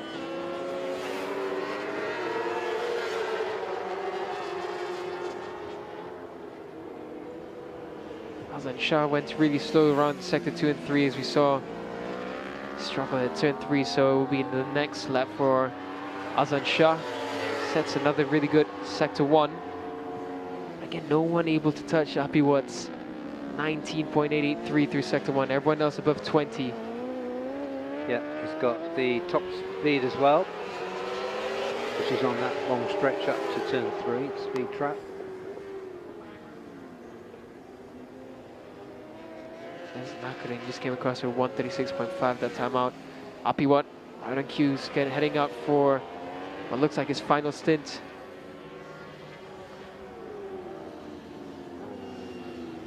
They got Alpha Racing in the garage as well for A1 Energy. Peter Bomb. Yeah. Yeah, it's full. proper support there for that team. Yeah, it's Kito Abe just coming across there. He's on his final run. Azroy coming back in, interestingly. I think maybe final tweak and then a last minute push. Makarin on the move again. Nakarin a really low sector 1 time frame. Improvement again. Both Nakarin and Zakwan mid 136.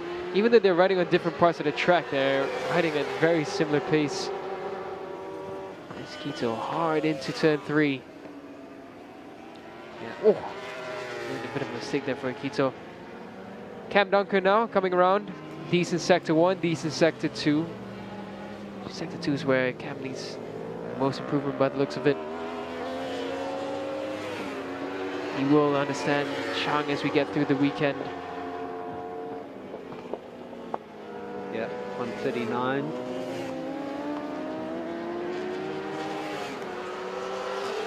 Oh yeah, it's not the cleanest lap from Kito. He looks good, yeah. Sector 1, that little error at turn 3 slowed him down slightly. And sector 2 again, yeah, Kito, something unsettled for him. I think it's the rear brake. He's just looking at his right foot peg. I think it's just not biting the way he wants it to. Looks like he's using the rear brake to turn in a bit sharper, but it's just not running for him. Azroy, suit unzipped, helmet off, so that could be the end of practice 3 for Azroy. Almost 12 minutes remaining, but let's see what Makarin can do. Again, another very low sector 1 for Nakarin. It's left a 136.3. Zakwan's done another 136 mid. So pace-wise right now, Zakwan just slightly slower at this stage. It's about 2 tenths slower. Hafiz Sharon, we haven't seen anything from him. He's just come out again. He's gone in for quite a while.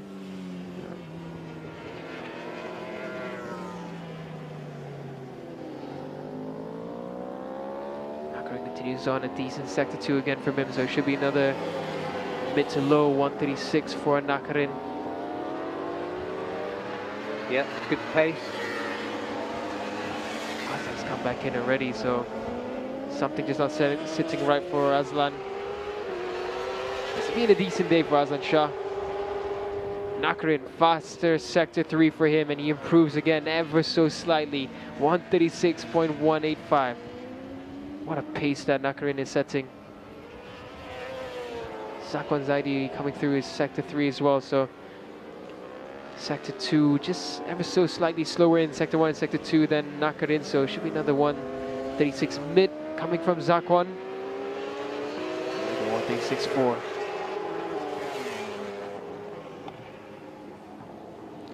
Yeah, the pace of these Hondas, these 3 former comrades, really, really good.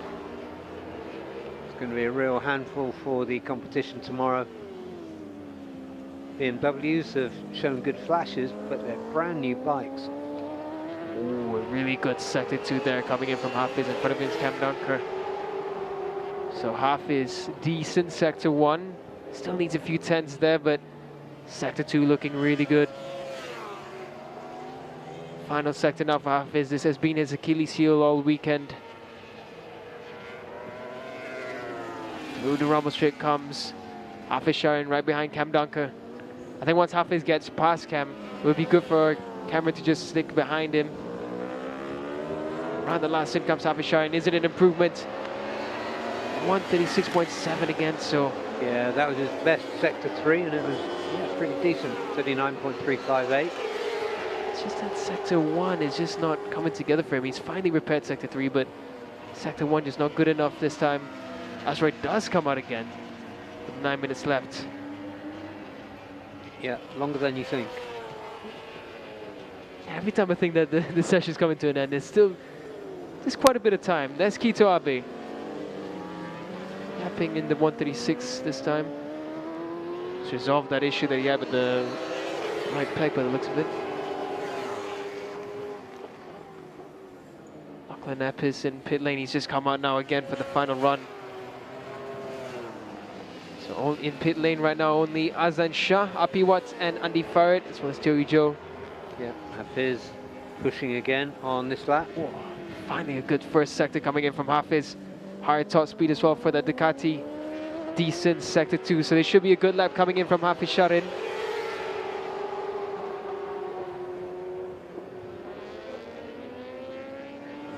137.1 for Kito Ave.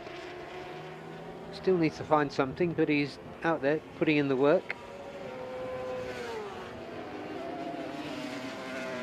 Tomorrow's a session that really counts for Quito, so hopefully they find something in the session that allows him to find that faster lap time. Zazra riding with Zakwan.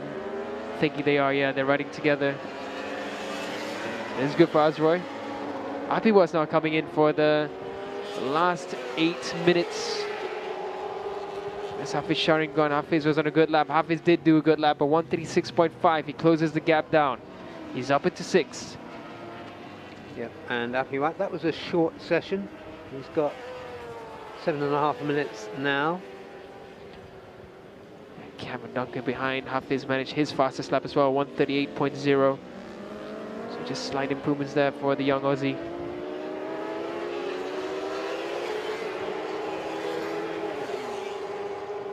So now the only riders in pit lane are Aslan and Andy. As well as Junior and Tui Joe. Azroy once again sliding it into turn 1. It's going to be an interesting trio there. We had Apibot followed by Sakwan and Azroy. Here we look at Nakarin. Beautiful shot there.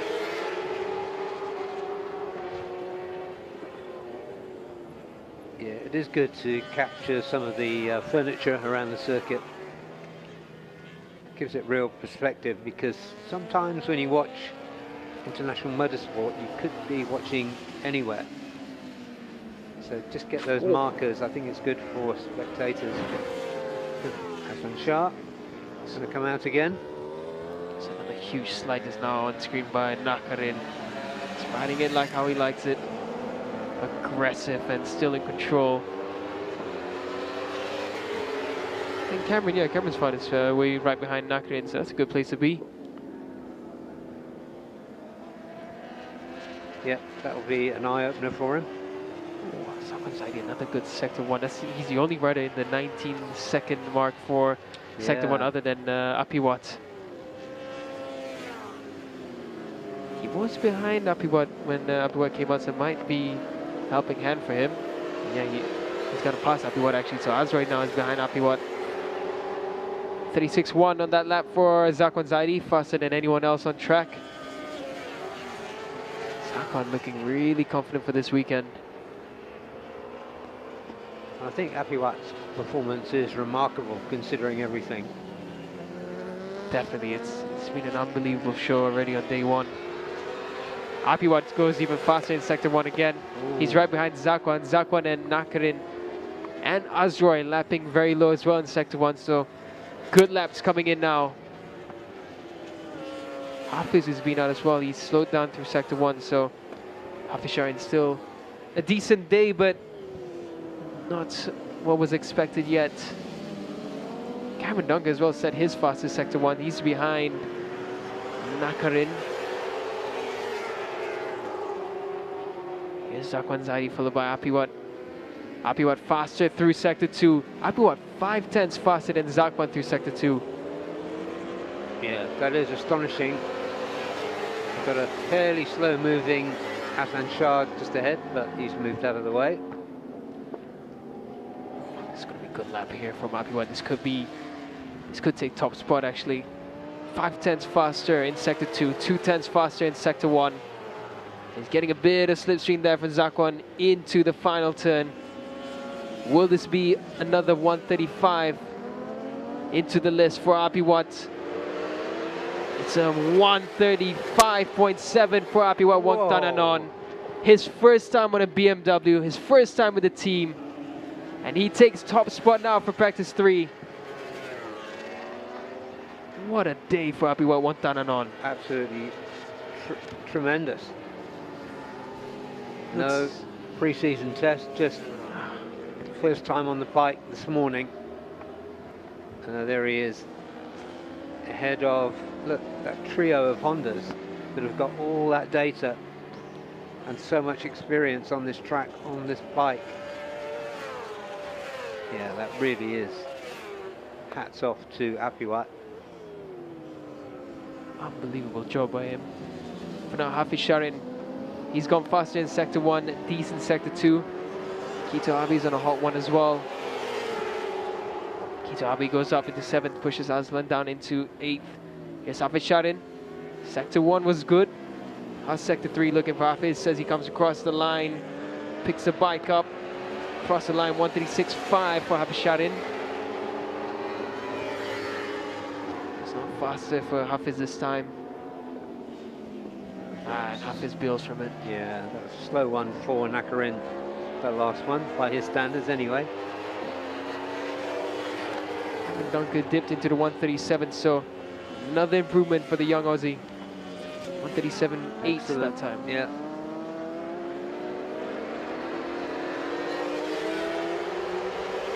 They're liking top speed, that Yamaha. He's making it back through the turns. It's down about 10 to 14 kilometers per hour. Aslan again, something just not sitting right with Aslan. He can do the one lap, but he can't do a full stint right now.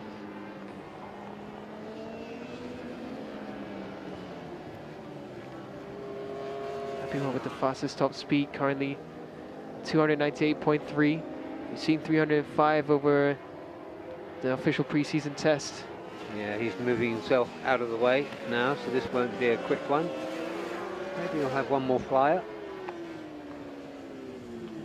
But the worker of the session, I would suggest, is this rider, Kito Abe. He's done 18 laps. Only Andy Farrad is done 17 near him. 18 laps and just keeping it going, keeping it going. Yeah, in total, I think Kito's done well over 50 laps in total today.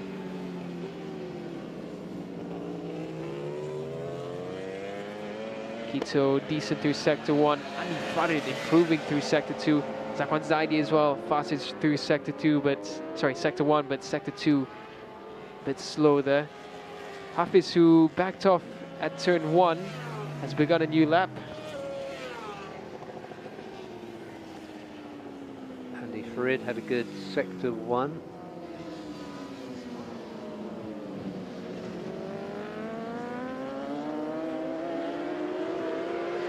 Junior, who wasn't an improving lap. It's a bit slow through Sector 2, so for now we look at Azroy. He's got himself behind Apiwat and is trying to find an improvement.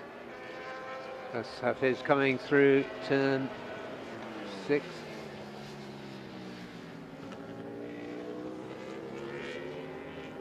Sorry, turn 5. Left there is the beautiful sunset. Sets on an impressive session for Apiwat, and here's Zakwan Zaidi. Sorry, I thought it was just setting in a new sector, but that's his previous sectors. Yeah, Apiwat another 19.9 through Sector 1. Andy Farrad came across a 136.4, and now we're following Hafiz. Hafiz Sharin, actually a really decent Sector 2 as well from Hafiz Sharin. This might be an improvement. Sector 1 was a much faster, but a decent lap coming through for Hafiz Sharin. Into the last 10, slides the rear out just a little bit. Gets on the gas. Across the line to conclude the session for Hafiz, a 136.5. So it's not faster for Hafiz in that mid 136. Apiwat's not on a hot lap. No, that was a poor Sector 2. Yeah, I think Apiwat's going to bring it back to pit lane now. Azra in front of him also backed off from this lap.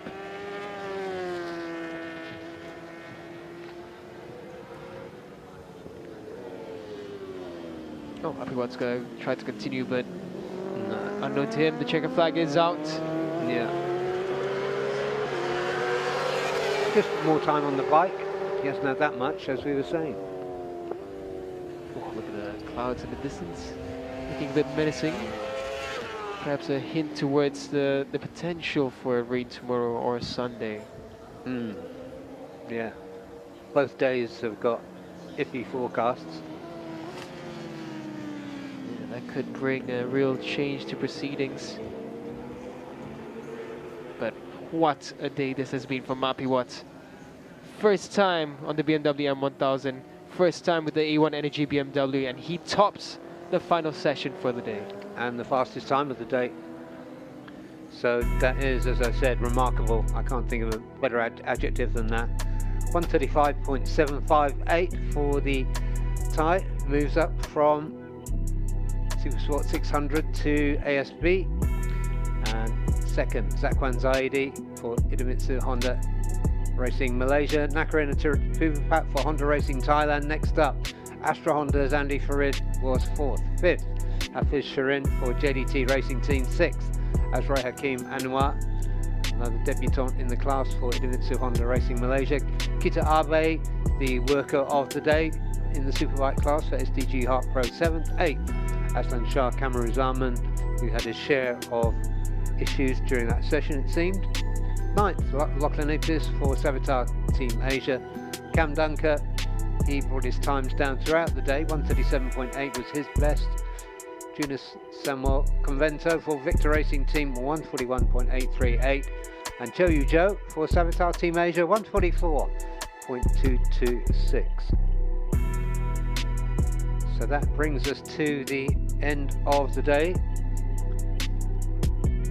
And we will be back tomorrow for action-packed Saturday.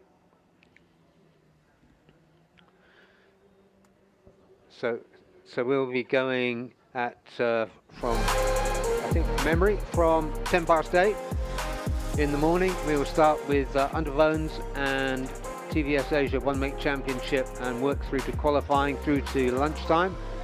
And then race 1 will be in the afternoon as the clouds gather, as Daniel said, a little bit threateningly. But thank you for joining us. Thank you for staying with us today. I'm Barry Russell. Thanks to Daniel Vogers, who's been running around as well as telling me what's going on. So we'll be back with you tomorrow for qualifying and race tomorrow. We'll see you then. Have a good night.